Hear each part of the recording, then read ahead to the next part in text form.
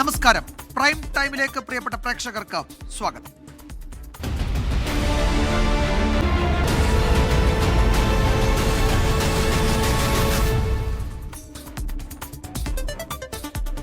നിയമസഭാ തെരഞ്ഞെടുപ്പിൽ UDFന്റെ രാഷ്ട്രീയ നീക്കങ്ങൾ വെളിപ്പെടുത്തി KPCC അധ്യക്ഷൻ സണ്ണി ജോസഫ്.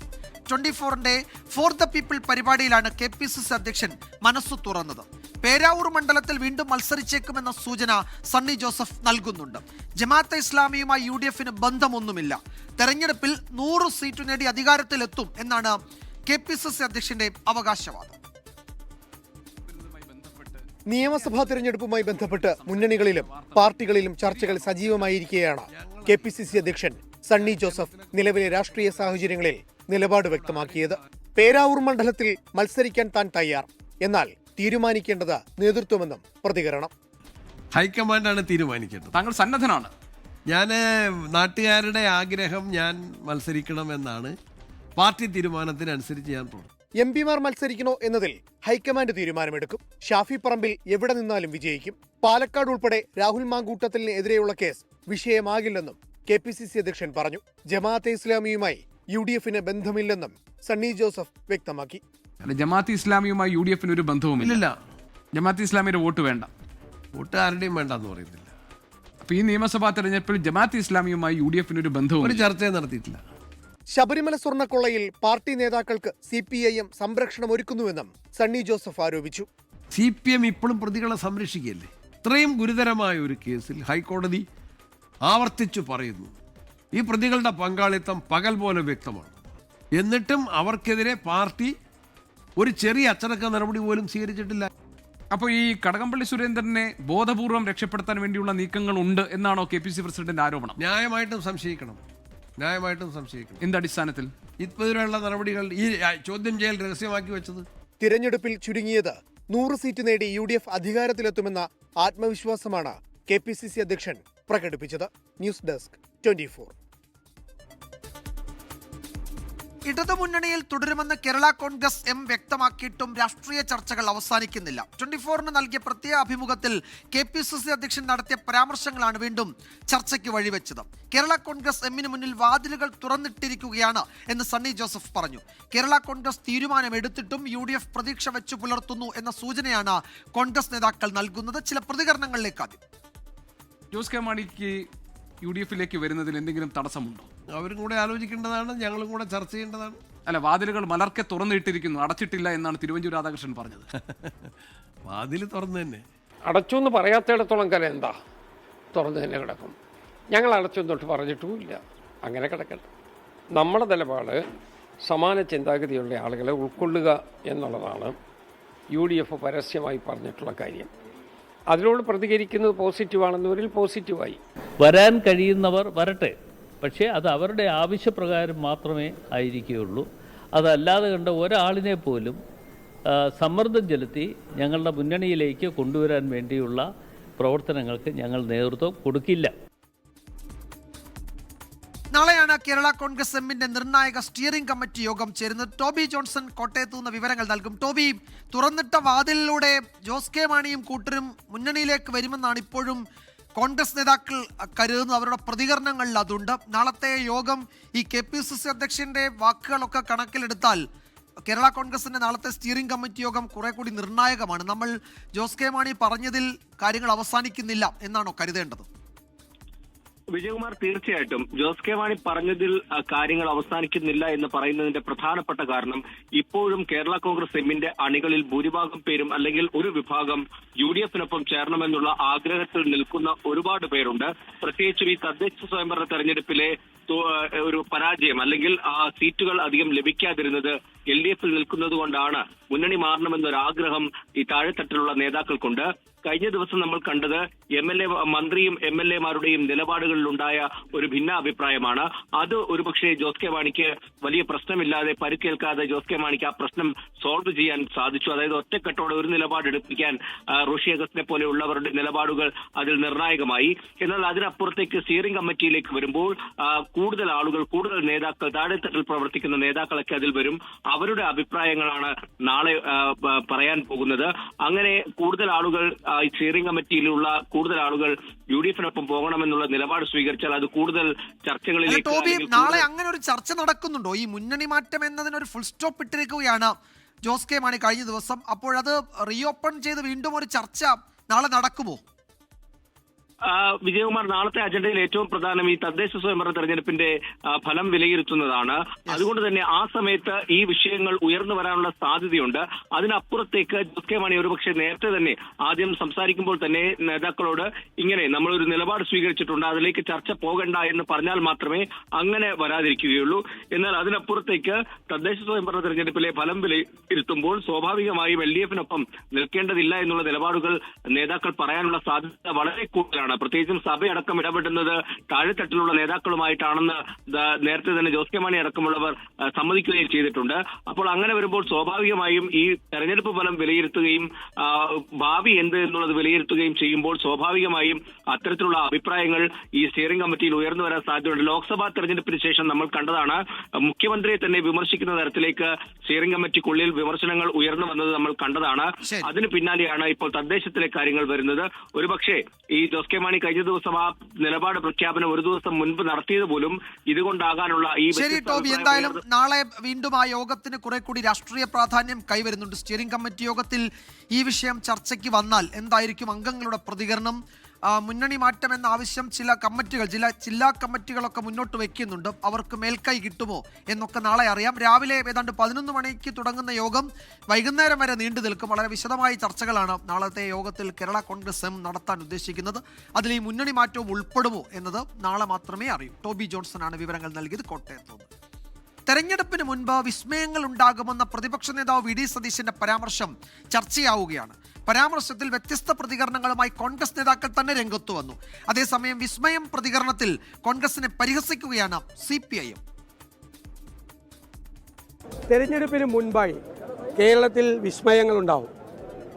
UDF-ന്റെ പക്കലേക്ക് കക്ഷികളും LDF-ലുള്ള കക്ഷികളും NDA-യിലുള്ള കക്ഷികളും അല്ലാതെയുള്ള നിഷ്പക്ഷരായിട്ടുള്ള ആളുകളും UDF-ന്റെ പ്ലാറ്റ്ഫോമിലേക്ക് വരും. മുന്നണി വിപുലീകരണം സംബന്ധിച്ചായിരുന്നു കഴിഞ്ഞ ദിവസം പ്രതിപക്ഷ നേതാവ് VD സതീശന്റെ ഈ പ്രതികരണം. പ്രതിപക്ഷ നേതാവ് പറഞ്ഞ വിസ്മയം കേരള കോൺഗ്രസ് അല്ലെന്ന് വ്യക്തമായതോടെ ഇക്കാര്യത്തിൽ നേതാക്കളുടെ പ്രതികരണം ഇങ്ങനെ. ഞങ്ങൾ ഒരു വിസ്മയത്തെക്കുറിച്ചും നിങ്ങളോട് ഇതുവരെ പറഞ്ഞിട്ടില്ലല്ലോ. ഇല്ലല്ല, പ്രതിപക്ഷ നേതാവ് പറഞ്ഞെങ്കിൽ അദ്ദേഹത്തോട് ചോദിക്കുക. ആയിഷ പോറ്റിയെ പോലെ ഒരു പ്രഗത്ഭയായിട്ടുള്ള ഒരു നേതാവ്, അവർ വ്യക്തമായ രാഷ്ട്രീയ നിലപാട് സ്വീകരിച്ച് CPM വിട്ട് കോൺഗ്രസിൻ്റെ ഒരു വേദിയിൽ പരസ്യമായിട്ട് വന്ന് കോൺഗ്രസ് അംഗത്വം സ്വീകരിച്ചത് രാഷ്ട്രീയത്തിലൊരു വിസ്മയമല്ലേ? പ്രതിപക്ഷ നേതാവ് പറഞ്ഞത് യാഥാർത്ഥ്യമായല്ലോ.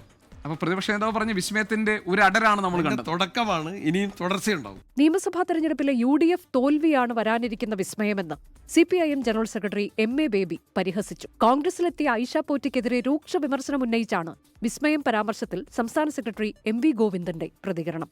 യഥാർത്ഥ വിസ്മയം എന്ന് പറയുന്നത് ജയിക്കാൻ പോകുന്നു നിയമസഭാ തെരഞ്ഞെടുപ്പിൽ എന്ന് കണക്കുകൂട്ടുന്ന UDF-ന്റെ ആസന്നമായ തോൽവിയാണ് കേരള രാഷ്ട്രീയത്തിൽ സംഭവിക്കാൻ പോകുന്ന വിസ്മയം. ഇപ്പോൾ വിസ്മയം തീർക്കുമെന്നാണ് VD സതീശൻ എന്ന് പറയുന്ന പ്രതിപക്ഷ നേതാവ് പറഞ്ഞത്. വിസ്മയം തീർക്കൂത്രേ, വലിയ അത്ഭുതങ്ങൾ സംഭവിക്കുമെന്നു. അങ്ങനെ അത്ഭുതം സംഭവിക്കാൻ വേണ്ടി ശ്രമിച്ചിട്ടാണ് ആരെ പിടിച്ചത്? ആയിഷ പോറ്റി. തെരഞ്ഞെടുപ്പിന് മുൻപ് കൂടുതൽ നേതാക്കളെയും കക്ഷികളെയും മുന്നണിയിലേക്ക് എത്തിക്കാമെന്ന പ്രതീക്ഷയിലാണ് UDF. News desk 24.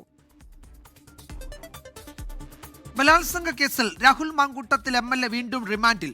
രാഹുലിനെ മാവേലിക്കര സബ് ജയിലിലേക്ക് മാറ്റി. ജാമ്യാപേക്ഷ തിരുവല്ല മജിസ്ട്രേറ്റ് കോടതി നാളെ പരിഗണിക്കും. രാഹുൽ മാങ്കൂട്ടത്തിനെതിരെ ഇന്നും പ്രതിഷേധമുണ്ടായി. 3 ദിവസത്തെ കസ്റ്റഡി കാലാവധിയിൽ തെളിവെടുപ്പും ചോദ്യം ചെയ്യലും കാര്യമായി മുന്നോട്ടു പോയില്ല. ബലാത്സംഗം നടന്നതായി പരാതിക്കാരി പറഞ്ഞ തിരുവല്ല ക്ലബ് 7 ഹോട്ടലിൽ മാത്രമാണ് രാഹുലുമായി തെളിവെടുപ്പ് നടത്തിയത്. പരാതിക്കാരിയുമായി ഹോട്ടലിൽ വെച്ച് കണ്ടിരുന്നു എന്നതല്ലാതെ രാഹുൽ ഒന്നും വിട്ടുപറഞ്ഞില്ല.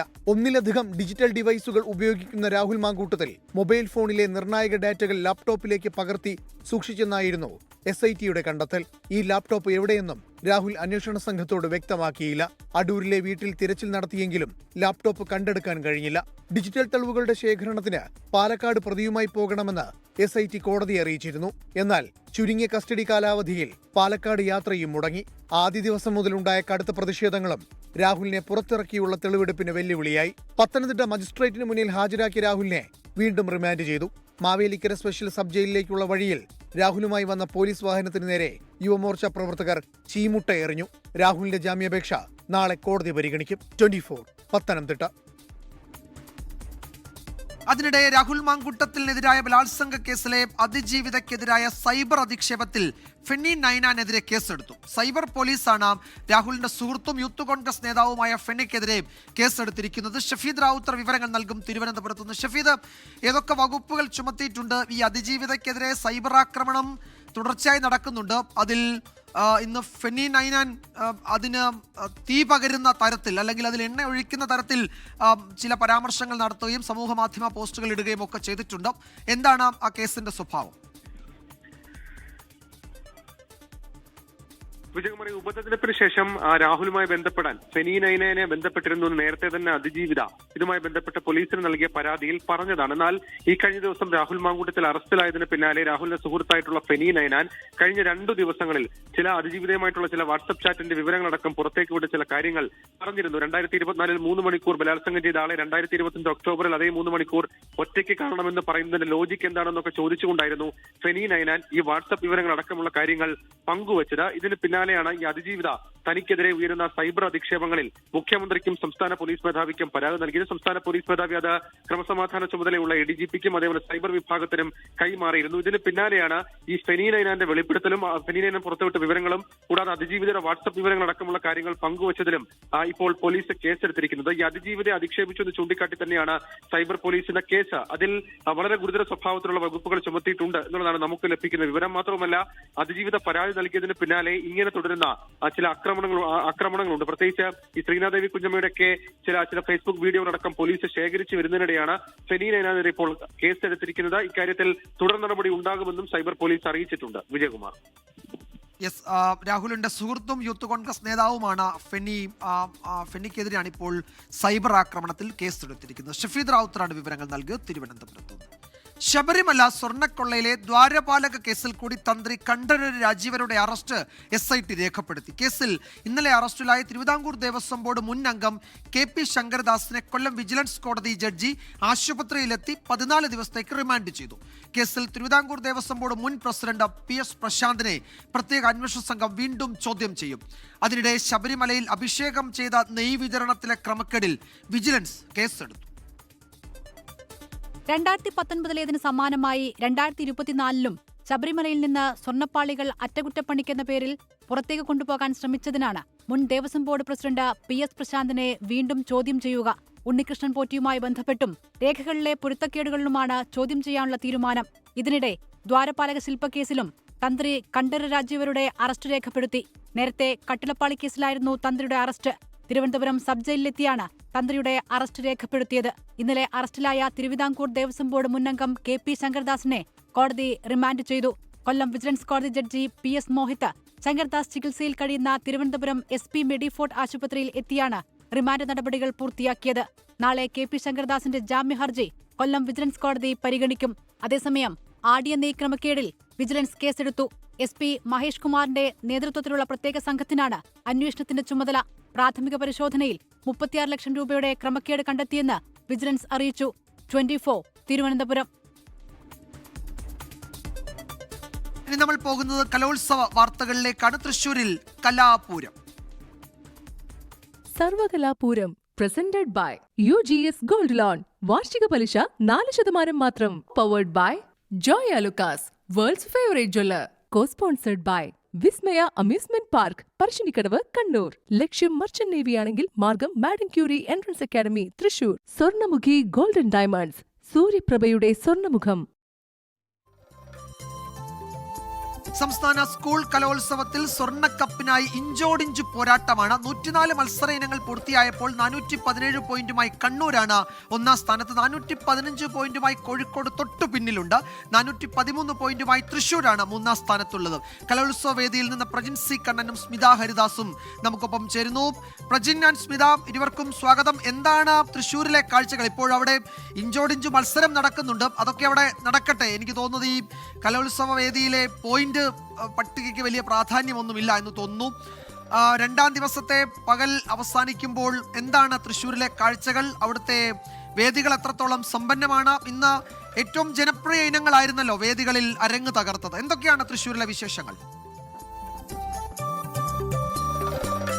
തീർച്ചയായിട്ടും എസ് വിജയകുമാറിന് അറിയാം, ഇവിടെ ഒരു തൃശ്ശൂരിൽ ഒരു പൂരം നടക്കുമ്പോൾ എല്ലാ വർഷവും വരുന്നയാളാണ് എസ് വിജയകുമാർ. അവിടുത്തെ പൂരത്തിന്റെ ഒരു ലഹരി കൃത്യമായി അറിയുന്ന ആൾ കൂടിയാണ് എസ് വിജയകുമാർ. അപ്പൊ അതിനുപോലെ ഒരുപക്ഷെ അതിനേക്കാൾ ഉപരി എന്ന് പറയാം. കാരണം കഴിഞ്ഞ ദിവസം തുടങ്ങിയത് ഇന്നും തുടരുന്ന നമ്മുടെ സംസ്ഥാന സ്കൂൾ കലാമേള മറ്റൊരു കലാപൂരമായി മാറുന്ന കാഴ്ചയാണ് നമ്മൾ കാണുന്നത്. ഓരോ മണിക്കൂറിലും കൊട്ടിക്കയറുന്ന ഇലഞ്ഞിത്തറ മേളം പോലെ അത് ആസ്വാദികരമായി മാറുകയാണ്. അതെ, ഇന്നിപ്പോ രണ്ടാം ദിവസം അവസാനിക്കാറായിരിക്കുന്നു, രാത്രി ആയിരിക്കുന്നു. ഒരുപാട് പേര് ഇങ്ങോട്ടൊക്കെ ഒഴുകിയെത്തുന്നുണ്ട്. കാരണം നല്ല ചൂടുള്ള ഒരു പകലിന്റെ വൈകിട്ടാണ്, നല്ല സുഖമുള്ള കാലാവസ്ഥയാണ്. തൃശ്ശൂർക്കാർക്ക് ഈ ഗ്രൗണ്ടിൽ ഇങ്ങനെ നടക്കുക എന്ന് പറഞ്ഞാൽ അവർക്ക് എല്ലാ ദിവസത്തെയും ശീലമാണ്. പക്ഷേ ഇവിടെ എത്തുന്ന മത്സരാർത്ഥികളെ കാണാൻ നമ്മളെല്ലാവരോടും സൗഹൃദം പങ്കുവയ്ക്കാനായിട്ട് അവരിങ്ങനെ വരുന്നുണ്ട്. നമ്മളും അതിൻ്റെ ഒരു സന്തോഷത്തിൽ കൂടിയാണ് വിജയകുമാർ. കലോത്സവം എന്ന് പറയുമ്പോൾ നമ്മുടെ മനസ്സിലുള്ള ആ കൊച്ചുകുട്ടിയൊക്കെ പുറത്തിറങ്ങുന്നത്, ഇതുണ്ട് എൻ്റെയൊക്കെ കയ്യിൽ ഇങ്ങനത്തെ സാധനങ്ങളൊക്കെ കുറേ ഉണ്ട്. ഇവിടെ ഇങ്ങനെ അതൊക്കെ ആസ്വദിച്ചു കൂടിയാണ് നമ്മൾ നടക്കുന്നത്. വാങ്ങിയതാ, കാശ് കൊടുത്ത് വാങ്ങിയതാ കേട്ടോ, നല്ല കാശ് കൊടുത്ത്. ഒരു ഉത്സവപ്പറമ്പിൽ എങ്ങനെയാണോ നമ്മൾ പോവുക അതുപോലെയാണ് ഇവിടത്തേക്ക് പുരുഷാരം ഇങ്ങനെ ഒഴുകിയെത്തുന്നത്. ഞാൻ സമാനമായി പറയാണ്, ഒരു പൂരത്തിലേക്ക്, ഒരു പൂരനഗരിയിലേക്ക് വരുന്നത് പോലെ ആൾക്കാരെല്ലാം വരുന്നു, ഓരോ വേദിയിലേക്ക് പോകുന്നു. മൊത്തത്തിലൊരു വൈബാണ്, ഒരു ഉത്സവ വൈബാണെന്ന് പറയാം. അടിപൊളിയാണ് വിജയകുമാർ. അതിന്റെ ഒപ്പം തന്നെ ഒരു കാര്യം പറയണം, കുട്ടികളൊക്കെ തന്നെ ഇങ്ങനെ മത്സരാർത്ഥികൾ ഓരോരുത്തരായിട്ട് വരുമ്പോഴും അവരോടൊക്കെ ചോദിക്കുമ്പോൾ വിജയകുമാർ പറഞ്ഞ ഒരു കാര്യം തന്നെയാണ്, മത്സരത്തിൽ ആര് കപ്പടിക്കും എന്നുള്ളതിനേക്കാൾ അവർ വലിയ സന്തോഷമായിട്ട് ആഘോഷത്തോടെ കുട്ടികളും രക്ഷകർത്താക്കളും ഒക്കെ ഇങ്ങനെ വരുന്നു. അവർ കുറച്ച് ദിവസം താമസിച്ച് അടിച്ച് പൊളിച്ച് തിരിച്ചു പോകുന്നു എന്നുള്ളതാണ്. നമ്മുടെ കേരളത്തിൽ നിന്നുള്ളത് മാത്രമല്ല, മലയാളികൾ ദൂരദേശങ്ങളിൽ നിന്ന് ഈ വെക്കേഷൻ സമയത്ത് ഇവിടെ എത്തി, അങ്ങനെ അവരും ഇവിടെ എത്തുന്നു നമ്മളെ കാണാനൊക്കെ. ഇതിനിടയ്ക്ക് ഒരു കാര്യം പറയണല്ലോ, വിജയകുമാർ എപ്പോൾ ഇങ്ങോട്ട് എത്തും എന്ന് പലരും ഇവിടെ വന്നിറങ്ങിയതിന് ശേഷം നമ്മളോട് ചോദിക്കുന്നുണ്ട്. അപ്പോൾ വിജയകുമാർ എത്രയും പെട്ടെന്ന് തന്നെ ഇവിടെ എത്തണമെന്നാണ്, പൂരനഗരിയിലേക്ക് വരണം എന്നാണ്, കലാപൂരനഗരിയിലേക്ക് വരണം എന്നാണ് നമുക്കും പറയാനുള്ളത്. ഇന്നിപ്പോൾ ഏതൊക്കെയായിരുന്നു ജനപ്രിയ ഇനങ്ങൾ എന്ന് വെച്ച് കഴിഞ്ഞാൽ എല്ലാ ദിവസവും ജനപ്രിയ ഇനങ്ങൾ ഉൾപ്പെടുത്തിയാണ് ഇത്തവണത്തെ ഷെഡ്യൂൾ ഉണ്ടാക്കിയിരിക്കുന്നത് എന്നുള്ളതാണ്. ഇന്നിപ്പോ മിമിക്രി ഉണ്ടായിരുന്നു, കേരള നടനം തൊട്ട് ഇങ്ങോട്ട് എല്ലാം ഇഷ്ടമുള്ള നാടകത്തിലെ ഇപ്പോഴും പുരോഗമിച്ചുകൊണ്ടിരിക്കുകയാണ്. നാടകത്തിലെ ഓരോ ഇനങ്ങളും ഓരോ ഐറ്റങ്ങളും ഇങ്ങനെ പുരോഗമിച്ചുകൊണ്ടിരിക്കുകയാണ്. അപ്പം എന്ന് വേണ്ട ഈ പറയുന്ന പോലെ മംഗലങ്ങളി ഉണ്ട്, പണിയ നൃത്തം, അങ്ങനെ ജനപ്രിയ ഇനങ്ങളെല്ലാം എല്ലാ ദിവസവും വരുന്നത് പോലെയാണ് ഇത്തവണത്തെ ഷെഡ്യൂൾ എന്ന് പറയാം. പ്രജിന്റെ സഹോദരിയുടെ കുട്ടിക്ക് സമ്മാനം കിട്ടിയോ എന്നൊരു പ്രേക്ഷകൻ ചോദിക്കുന്നുണ്ട്. പ്രജിൻ, സമ്മാനം കിട്ടി, അതൊരു വലിയ അഭിമാനം, സന്തോഷമൊക്കെയാണ്. അതെ, 24ന്റെ പവലിൽ അവർ വരികയും ചെയ്തു, ഞാൻ അവരുടെ കൂടെ കൂടുകയും ചെയ്തു. എന്നെ പറ്റിച്ചവര് വന്നിട്ട് അമ്മാവനും കൂടെ വന്നു എന്നൊക്കെ പറഞ്ഞപ്പോ പ്രജിൻ കയറി വന്നു. ഞാൻ പറഞ്ഞു, പ്രജിൻ എന്താ മൈക്കില്ലാതെ വരുന്നതെന്ന് എന്റെ വിചാരം. വിജയകുമാർ ഹയർ സെക്കൻഡറി വിഭാഗത്തിലാണ് പേര് മത്സരിച്ചത്. അപ്പം അത് വലിയ സന്തോഷവും അഭിമാനവും ഒക്കെയാണ്. കൺഗ്രാറ്റുലേഷൻസ് ഒരിക്കൽ കൂടി. പിന്നെ പറയേണ്ട കാര്യം വിജയനോട് പറയണം, മേളപ്പെരുക്കം കേട്ട് നമ്മളിങ്ങനെ എന്താ പറയാ, അതിലങ്ങനെ ഒരു മേളപ്രമാണിയാണ് അവിടെ നിൽക്കുന്നത്. അതുകൊണ്ട് തന്നെ ആ കാര്യം പറയാതെ വയ്യ. വരണം മിസ്റ്റർ വിജയകുമാർ ഇങ്ങോട്ട്. അതെ, തീർച്ചയായിട്ടും ഇതൊന്ന് ആസ്വദിക്കണം. എന്തായാലും വരുന്നറിയാം, എങ്കിലും പറയുന്നേ ഉള്ളൂ. പ്രേക്ഷകർക്കായി പറയാണ്, എസ് വിജയകുമാറും സംഘവും വൈകാതെ തന്നെ കലാപൂര നഗരയിലേക്ക് എത്തും. അതെ, പോയിന്റിൽ വലിയ കാര്യമില്ലെങ്കിലും ഒരു മത്സരം, ഒരു സൗഹൃദ മത്സരം, ആരോഗ്യകരമായ മത്സരം എന്ന് വേണമെങ്കിൽ പറയാം. ഇഞ്ചോടിഞ്ച് പോരാട്ടമാണ്. ഓരോ ഇനങ്ങൾ കഴിയുന്നതോറും നമുക്ക് മനസ്സിലാക്കാൻ കഴിയും. 108 ഇനങ്ങൾ, നേരത്തെ 104 നമ്മൾ തുടക്കത്തിൽ പറഞ്ഞെങ്കിൽ 108 ഇനങ്ങൾ ഇതിനോടകം പൂർത്തിയായി കഴിഞ്ഞു. ഇന്ന് 58 ഇനങ്ങളാണ് വേദിയിലെത്തിയത്. അതിൽ 14 ഇനങ്ങൾ ഇനിയും പൂർത്തിയാവാൻ ബാക്കിയുണ്ട്. അപ്പോൾ 108 ഇനങ്ങൾ ഇന്നലെയും ഇന്നുമായി പൂർത്തിയായി കഴിഞ്ഞിട്ടുണ്ട്. ആ സമയത്ത് കണ്ണൂർ, എന്റെ ജില്ല, മുന്നിട്ട് നിൽക്കുകയാണ്. 432 പോയിന്റുമായി കണ്ണൂർ ജില്ല ഒന്നാം സ്ഥാനത്തേക്ക് വന്നിരിക്കുന്നു. വ്യക്തമായ ലീഡുണ്ട്. കാരണം കോഴിക്കോടിന് ഇപ്പോൾ 428 പോയിന്റ് മാത്രമാണുള്ളത്. 4 പോയിന്റ് വ്യത്യാസം എന്നൊക്കെ പറയുമ്പോൾ അറിയാലോ, കലോത്സവത്തിൽ, സംസ്ഥാന കലോത്സവത്തിൽ അതൊക്കെ വലിയ വ്യത്യാസമാണ്. പക്ഷേ അതൊക്കെ മാറി മറിയും. ഇനി ഏതാണ്ട് 149 ഇനങ്ങൾ ആരെങ്കിലും എത്താനുമുണ്ട്. 3-ാം സ്ഥാനത്ത് ആതിഥേയ ജില്ലയാണ്. അവരുടെ കയ്യിലാണ് ഇപ്പോൾ കപ്പിരിക്കുന്നത്. അവരും നല്ല ഫൈറ്റുണ്ട്. 426 പോയിന്റാണ് തൃശ്ശൂർ ഇതിനോടകം കരസ്ഥമാക്കിയിരിക്കുന്നത്. ഇനി പാലക്കാട് ജില്ല തൊട്ടടുത്ത സ്ഥാനത്ത് 416 പോയിന്റുമായി ഉണ്ട്. തിരുവനന്തപുരം 410, കൊല്ലം 406, എറണാകുളം 404, മലപ്പുറം 403, കോട്ടയം 397, കാസർഗോഡ് 389, വയനാട് 385, ആലപ്പുഴ 380, പത്തനംതിട്ട 364, ഇടുക്കി 340. അങ്ങനെയാണ് അതങ്ങനെ പോകുന്നത്. അപ്പോൾ വിജയകുമാർ പറഞ്ഞ പോലെ തന്നെ നമ്മൾ അറിയാൻ വേണ്ടി പറയുന്നു എന്നുള്ളതേ ഉള്ളൂ. നമ്മളെ സംബന്ധിച്ചിടത്തോളം ഏത് ജില്ല കപ്പടിച്ചാലും വലിയ സന്തോഷമാണ്. എല്ലാവരും നല്ല ഹാപ്പി ആയിട്ട് ഓരോ വർഷവും മെച്ചപ്പെട്ടതാക്കി മാറ്റുന്നു. സന്തോഷമുള്ള ഈ രാത്രി പോലെ, ഈ രാത്രി നോക്കൂ എത്ര ആഘോഷഭരിതമായിട്ടുള്ള ഒരു രാത്രിയാണ്. എവിടെ നോക്കിയാലും ഇങ്ങനെ ഒപ്പനയ്ക്കൊക്കെ ഉള്ള കുട്ടികളൊക്കെ വിജയകുമാറിന് ഒരു വിഷ്വൽ പാട്ട് കേൾപ്പിച്ചു. നമ്മുടെ ഒരു ഒപ്പന ടീമിന്റെ അടുത്ത് പെട്ടെന്ന് നമ്മൾ പോവാണ്. ഒപ്പന കഴിഞ്ഞോ? എങ്ങനെയുണ്ടായിരുന്നു? നന്നായി പെർഫോം ചെയ്തു. ആരാ പാട്ട് പാടുന്ന? രണ്ടു ഒപ്പന പാട്ടുകാർ വന്നേ. അപ്പൊ നിങ്ങൾ അതിന്റെ കളിക്കാൻ നമുക്ക് സ്ഥലമില്ല, എങ്കിൽ കൂടി നിങ്ങൾ അതിനെ ക്ലാപ്പ് ചെയ്യുമല്ലോ. റെഡിയല്ലേ? നമുക്ക് കുറച്ചൊന്ന് കേട്ടാലോ. ഏത് ജില്ലയിൽ നിന്നാണ്? ഏത് സ്കൂളാണ്? കണ്ണൂർ, നമ്മുടെ ജില്ലയാണ്. ഏത് സ്കൂളാ? അപ്പൊ നമുക്ക് ഒപ്പന പാട്ട്.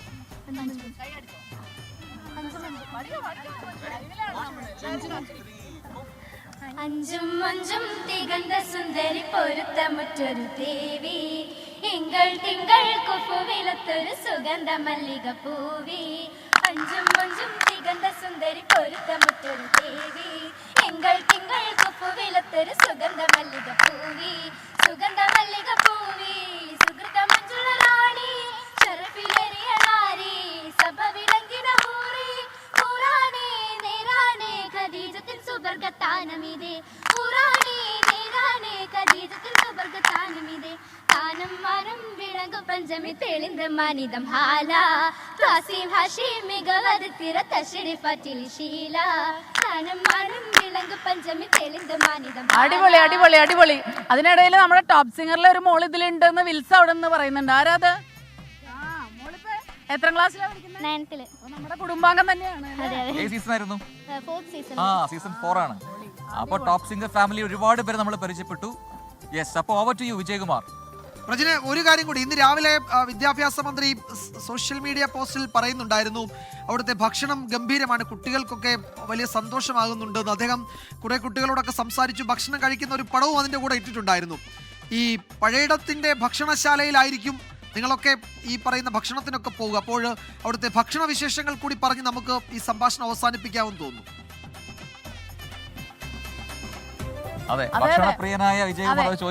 വിജയകുമാർ, എനിക്ക് ഏറ്റവും ഇഷ്ടമായത് ഇന്നലെ ഉണ്ടായിരുന്ന മില്ലറ്റ് ദോശ. അത് നവധാന്യങ്ങൾ കൊണ്ടുള്ള ദോശ. അത് കാണാനും ഒരു ബ്രൗൺ കളർ, നല്ല ഭംഗിയുണ്ട്. നമ്മുടെ എറണാകുളത്തുള്ള ഒരു ചേച്ചിയാണ്, ആ കുടുംബവുമാണ് അത് ഉണ്ടാക്കിയത്. ഉഗ്രൻ എന്ന് പറഞ്ഞാൽ നല്ല രുചിയാണ്. Healthy food. പഴയിടത്തിന്റെ കല്ല് വന്നു കഴിഞ്ഞാൽ ഇന്നലെ ചക്കപ്പായസമായിരുന്നു, ഇന്ന് അടപ്രഥമനായിരുന്നു. ഇന്ന് രാവിലെ SKN സംഘവും നമ്മളൊക്കെ കൂടിയാണ് അങ്ങോട്ട് പോയത്. അവിടെ പഴയിടത്തെ നേരിട്ട് കണ്ടു, സംസാരിച്ചു. അപ്പൊ എല്ലാ ദിവസവും വ്യത്യസ്ത ഇനങ്ങളുണ്ട്, വിഭവങ്ങളുണ്ടെന്ന് പറഞ്ഞു. വിദ്യാഭ്യാസ മന്ത്രി ആ സമയത്ത് എത്തുകയും ചെയ്തു. അതെ അതെ അതെ. അപ്പൊ എല്ലാവരും എൻജോയ് ചെയ്യുന്നു, എല്ലാവരും ഊട്ടുന്നു. എത്രയാണെങ്കിലും അവസാനത്തെ ആളും കഴിച്ചു കഴിഞ്ഞു എന്ന് എനിക്ക് തോന്നുന്നു. ഇങ്ങോട്ടൊന്ന് തിരിഞ്ഞ് ഈ ആൾക്കൂട്ടത്തെ കൂടെ ഒന്ന് കാണിക്കാമെന്ന് തോന്നുന്നു. അത്രയും ജനസാഗരാണ് ഇവിടെ ഈ രാത്രി ആയിട്ടും. നോക്കൂ, അങ്ങോട്ടേക്ക് ഒന്ന് നോക്കൂ. ആ കാഴ്ചകളിൽ നമുക്ക് അവസാനിപ്പിക്കാമെന്നാ തോന്നുന്നത്. അത് ഒരു പൂരപ്പറമ്പ് തന്നെയാണ് യഥാർത്ഥത്തിൽ.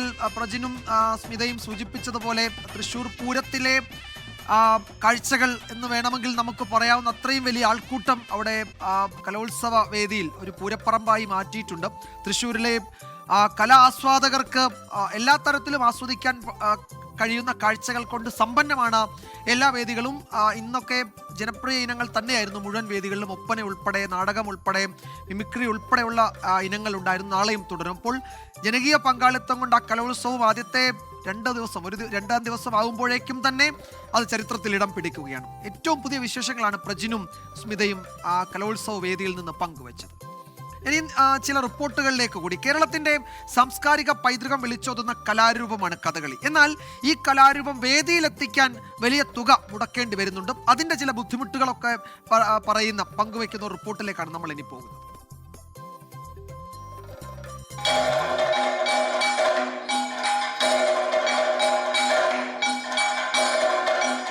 വേദികളിൽ മറ്റു കുട്ടികൾ തന്റെ ഇഷ്ട കലാരൂപം കെട്ടിയാടുമ്പോൾ ഒരു കാഴ്ചക്കാരനെ പോലെ കണ്ടു നിൽക്കാൻ മാത്രമേ സയ്യിദിന് കഴിയുന്നുള്ളൂ. ജില്ലാ കലോത്സവത്തിൽ കഥകളി വിഭാഗത്തിൽ ബി ഗ്രേഡ് ലഭിച്ച സയ്യിദ് ഷിഫാസിന് പക്കമേളക്കാരില്ലാതെ കഥകളി അവതരിപ്പിച്ചു എന്ന കാരണത്താലാണ് സംസ്ഥാന കലോത്സവത്തിലേക്കുള്ള അവസരം നിഷേധിക്കപ്പെട്ടത്. മോഹിനിയാട്ടവും കുച്ചിപ്പുടിയും പോലുള്ള ശാസ്ത്രീയ നൃത്ത ഇനങ്ങൾക്ക് പക്കമേളമില്ലാതെ റെക്കോർഡ് ചെയ്ത സംഗീതം ഉപയോഗിക്കാൻ അനുമതിയുണ്ട്. സമാന രീതി കഥകളിയിലും കൊണ്ടുവരണമെന്നാണ് ഈ അമ്മയുടെയും മകന്റെയും ആവശ്യം. വരുന്ന കുട്ടികളെ സംബന്ധിച്ച് ഇതൊരു ഭാരിച്ച ചെലവാണ്. നമുക്കിത് ഒരു തവണ റെക്കോർഡ് ചെയ്ത് വെച്ചാൽ അത് 3 പ്രാവശ്യത്തേക്ക് ഉപയോഗിക്കാൻ സാധിക്കും. കഥകളിയിൽ ഓഡിയോ ഉപയോഗിക്കുക, ലൈവായിട്ട് മാറ്റി നിർത്തിക്കൊണ്ട് CD ഉപയോഗിക്കാനുള്ള ഒരു സംവിധാനം സർക്കാർ ചെയ്തു കഴിഞ്ഞാൽ നമ്മളെപ്പോലുള്ള കുട്ടികൾക്ക് സാമ്പത്തികമായിട്ട് പിന്നോക്കം നിൽക്കുന്നവർക്ക് അത് ഒരുപാട് ഗുണം ചെയ്യും. പരാതിയോ പരിഭവമോ ഇല്ല. തന്നെ പോലുള്ള കലാകാരന്മാർക്ക് ഇത്തരം തടസ്സങ്ങളില്ലാത്ത സ്വപ്നവേദികൾ കീഴടക്കാനാകണമെന്ന ആഗ്രഹം മാത്രം. വിദ്യാഭ്യാസ മന്ത്രിക്ക് ഇക്കാര്യം ഉന്നയിച്ച് ഷിഫാസ് നിവേദനവും നൽകിയിട്ടുണ്ട്. പക്കമേളക്കാരോടുള്ള ഒരു എതിർപ്പല്ല, അവർ കഥകളിയിൽ വേണം. തീർച്ചയായും ഞാനൊക്കെ ഒരു പ്രൊഫഷണൽ ആയിട്ടൊരു ആർട്ടിസ്റ്റായിട്ട് വരുമ്പോൾ അവർ ഇല്ലാതെ കഥകളിയിൽ നമുക്ക് ഒഴിച്ചുകൂടാൻ പറ്റില്ല. പക്ഷേ കലോത്സവം എന്ന് പറയുമ്പോൾ നമുക്ക് അവിടെ സാമ്പത്തികപരമായിട്ട് ഇത്രയും എല്ലാവരെയും താങ്ങാനായിട്ടുള്ള ഒരു കഴിവ് നമുക്ക് കുട്ടികൾക്കില്ല. സർക്കാരിൽ നിന്ന് അനുകൂല നിലപാടുണ്ടാകുമെന്ന പ്രതീക്ഷയിലാണ് ഈ കുടുംബം. ക്യാമറാമാൻ മനു ദാമോദരനൊപ്പം പൂജ രമേശ്, 24 തൃശൂർ. സംസ്ഥാന സ്കൂൾ കലോത്സവത്തിന്റെ ഒരു വേദിയുടെ പേര് നന്ദ്യാർവട്ടം എന്നാണ്. ആ നന്ദ്യാർവട്ടം വേദിയിൽ ഹയർ സെക്കൻഡറി വിഭാഗത്തിന്റെ മാർഗം കളി ഇന്ന് നടന്നു. കാണികളുടെ വലിയ പ്രശംസ പിടിച്ചുപറ്റിയ ഒരു ഇനമായിരുന്നു. 17 വർഷമായി എറണാകുളത്തെ പ്രതിനിധീകരിച്ച് കലോത്സവത്തിനെത്തുന്ന ടീമാണ് മൂവാറ്റുപുഴയിലെ Saint Augustine school. Vipin C Vijayan തയ്യാറാക്കിയ റിപ്പോർട്ട് കാണും.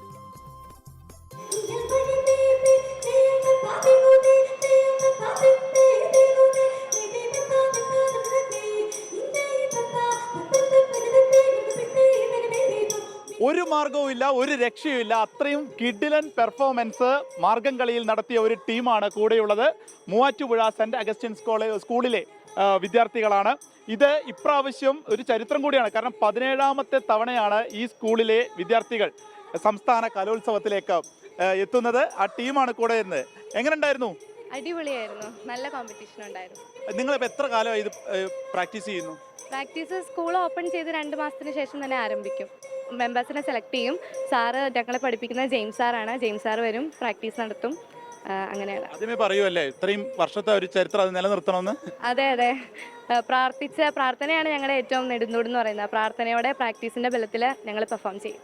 ദൈവമേ തെയ്തേ ഹിന്ദുവെന്നുള്ള നാടെറിയ സർപ്പങ്ങൾ തെയ്തേ എന്നിവ എന്നിയേ ഏറ്റമാം ജന്തുക്കൾ തെയ്തേ നാടെല്ലാം കാടല്ലോ നായനെ എന്നെ നീ തെയ്തേ നന്നായി കൈവിട്ടോ നാട്ടിൽ. രാഹുൽ സുദേവിനൊപ്പം വിപിൻ സി വിജയൻ, 24 തൃശൂർ.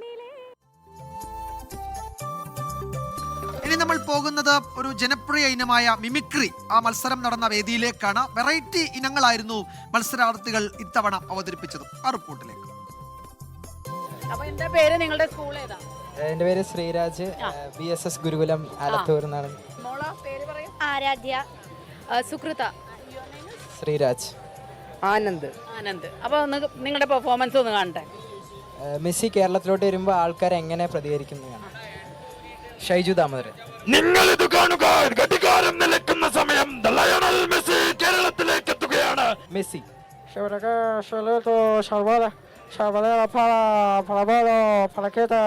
ഹാഷ്മി. നമസ്കാരം ജനലക്ഷ്മി. ആരാധകർത്തുകളെ ആവേശത്തിൽ ആറാടിച്ചുകൊണ്ട് ആസിഫ് രാജാവ് കേരളത്തിന്റെ കളിക്കളത്തിൽ കളിക്കുവാനിറങ്ങുന്ന ഈ നിമിഷം ഓരോ മെസ്സി ആരാധകരുടെ നെഞ്ചിൽ കോരിത്തെറിപ്പും ആവേശവുമാണ്. മോനോ? ഞാൻ ശബരിമല സ്വർണ്ണപ്പാളി വിഷയം. കേരളത്തിനത് ശുദ്ധപറ്റി ചിലയിടത്ത് സ്വർണം പൂശൽ, ചിലയിടത്ത് സ്വർണ്ണക്കടത്ത്.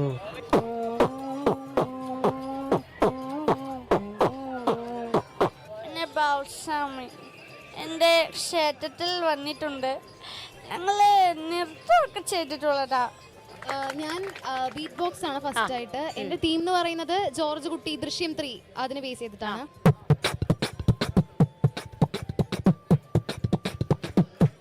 നമസ്കാരം, ഞാൻ നിങ്ങളുടെ സ്വന്തം രാജ്രി ഹരിദാസ്. വരുടെ കലവാദി കണ്ടെത്തുന്നവർക്ക് 5 കോടി രൂപയുടെ സമ്മാനമാണ് ലഭിക്കുന്നത്. അടിപൊളിയല്ലേ, നന്നായിരുന്നു. ഞാൻ നേരത്തെ പറഞ്ഞ കാര്യം അതായല്ലേ, ഈ ഒരു മോള് എല്ലാ തലമുറയും പറഞ്ഞു, ജനാർദ്ദനെയും പറഞ്ഞു. പക്ഷെ നോക്കൂ, മാറ്റങ്ങൾ വന്നിട്ടുണ്ട്, നല്ല രസമുണ്ട്. അതുപോലെ ഓരോ ഈ കാലത്ത് നടക്കുന്ന ഓരോ കാര്യങ്ങളും കുട്ടികൾ ശ്രദ്ധിക്കുന്നുണ്ട് എന്നുള്ളതിന്റെ ഒരു ഇത് കൂടിയാണ് അല്ലേ അത്. അടിപൊളി കേട്ടോ. അപ്പൊ ഈ കലാപൂരത്തില് നിങ്ങൾക്കും ഇഷ്ടപ്പെട്ടിട്ടുണ്ടാവില്ലേ ഇവരുടെ മത്സരങ്ങൾ? ഇവരുടെ ഐറ്റംസ് നന്നായിട്ടുണ്ട്, ഫ്രഷ് ആയിരുന്നു. ബഹിരാകാശ നിലയത്തിൽ നിന്നുള്ള ക്രൂ 11 സംഘം സുരക്ഷിതരായി ഭൂമിയിൽ തിരികെ എത്തി. സംഘത്തിലെ ഒരാളുടെ ആരോഗ്യ പ്രശ്നം മൂലം ദൗത്യം പാതി വഴിയിൽ അവസാനിപ്പിച്ചാണ് ഇവരുടെ മടക്കം. 165 ദിവസമാണ് 4 സംഘം ബഹിരാകാശ നിലയത്തിൽ കഴിഞ്ഞത്.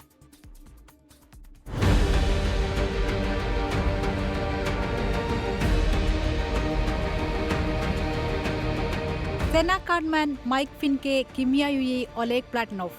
ഡ്രാഗൺ പേടകത്തിന്റെ വാതിൽ തുറന്ന് 4 സംഘം പുറത്തെത്തിയപ്പോൾ നാസയ്ക്കത് പുതുചരിത്രം. അന്താരാഷ്ട്ര ബഹിരാകാശ നിലയത്തിന്റെ 25 വർഷത്തെ ചരിത്രത്തിലെ ആദ്യ മെഡിക്കൽ ഇവാക്യുവേഷനാണ് നാസ വിജയകരമായി പൂർത്തിയാക്കിയത്. കഴിഞ്ഞ ഓഗസ്റ്റിലാണ് ക്രൂ 11 സംഘം ബഹിരാകാശത്തെത്തിയത്. ഫെബ്രുവരി പകുതിയോടെ മടങ്ങിവരാനായിരുന്നു നിശ്ചയിച്ചിരുന്നത്. സംഘത്തിൽ ആർക്കാണ് ആരോഗ്യപ്രശ്നമെന്നോ എന്താണ് അസുഖമെന്നോ നാസ വ്യക്തമാക്കിയിട്ടില്ല. പുലർച്ചെ 3:30 നിലയത്തിൽ നിന്നുള്ള പേടകത്തിന്റെ അൺഡോക്കിംഗ് പൂർത്തിയാക്കി. ഉച്ചയ്ക്ക് 2:11 പസഫിക് സമുദ്രത്തിൽ പേടകമിറങ്ങി. 1 മണിക്കൂറോളം നീണ്ട വീണ്ടെടുക്കൽ പ്രക്രിയയ്ക്ക് ശേഷം പുറത്തെത്തിയ 4 പേരും സുരക്ഷിതരാണ്. News desk 24. മുംബൈ ഉൾപ്പെടെ മഹാരാഷ്ട്രയിലെ കോർപ്പറേഷനുകളിലേക്ക് നടന്ന വോട്ടെടുപ്പ് പൂർത്തിയായി. മുംബൈയിൽ BJP സഖ്യം വൻ ഭൂരിപക്ഷത്തോടെ അധികാരം പിടിക്കും എന്നാണ് എക്സിറ്റ് പോൾ ഫലങ്ങൾ വ്യക്തമാക്കുന്നത്. നിരവധി ക്രമക്കേട് ആരോപണങ്ങളും വോട്ടെടുപ്പിനിടെ ഉയർന്നു. നാളെയാണ് വോട്ടെണ്ണൽ. മുംബൈ അടക്കം മഹാരാഷ്ട്രയിലെ 29 കോർപ്പറേഷനുകളിൽ ജനം വിധി എഴുതി. രാജ്യത്തിന്റെ സാമ്പത്തിക തലസ്ഥാനത്തിന്റെ ഭരണം BJPയുടെ മഹായുതി സഖ്യത്തിനാണെന്നാണ് എക്സിറ്റ് പോൾ ഫലങ്ങൾ. BJP ശിവസേന സഖ്യം 131 മുതൽ 151 സീറ്റ് വരെ നേടുമെന്ന് ആക്സിസ് വൈ ഇന്ത്യ പ്രവചിക്കുന്നു. ഉദ്ധവ് താക്കറെ, രാജ് താക്കറെ സഖ്യം പരമാവധി 68 സീറ്റിൽ ഒതുങ്ങും. JVC എക്സിറ്റ് പോൾ മഹായുതിക്ക് 138 സീറ്റോളം പ്രവചിക്കുന്നു. ഉദ്ധവ് സഖ്യം 59 സീറ്റിൽ ഒതുങ്ങും. എക്സിറ്റ് പോൾ ഫലങ്ങൾ ശരിയായാൽ വർഷങ്ങളോളം മുംബൈയുടെ അധികാരം നിയന്ത്രിച്ച താക്കറെ കുടുംബത്തിന് കനത്ത പ്രഹരമാകും. തെരഞ്ഞെടുപ്പ് ദിവസവും വ്യാപക ക്രമക്കേട് നടക്കുന്നതായി പലയിടത്തുനിന്നും പരാതി ഉയർന്നു. വേഗത്തിൽ മായ്ക്കാവുന്ന മഷി വിരലിൽ പുരട്ടുന്നതായി AAPയും കോൺഗ്രസും ആരോപണം ഉന്നയിച്ചു.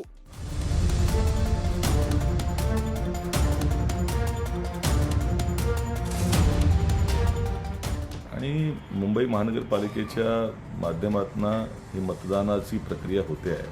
तिथे मार्कर पेन तुम्हाला शाई लावली जाते. याचा अर्थ नेल पॉलिश रिमूव्हरने देखील ही शाई काढता येऊ शकते.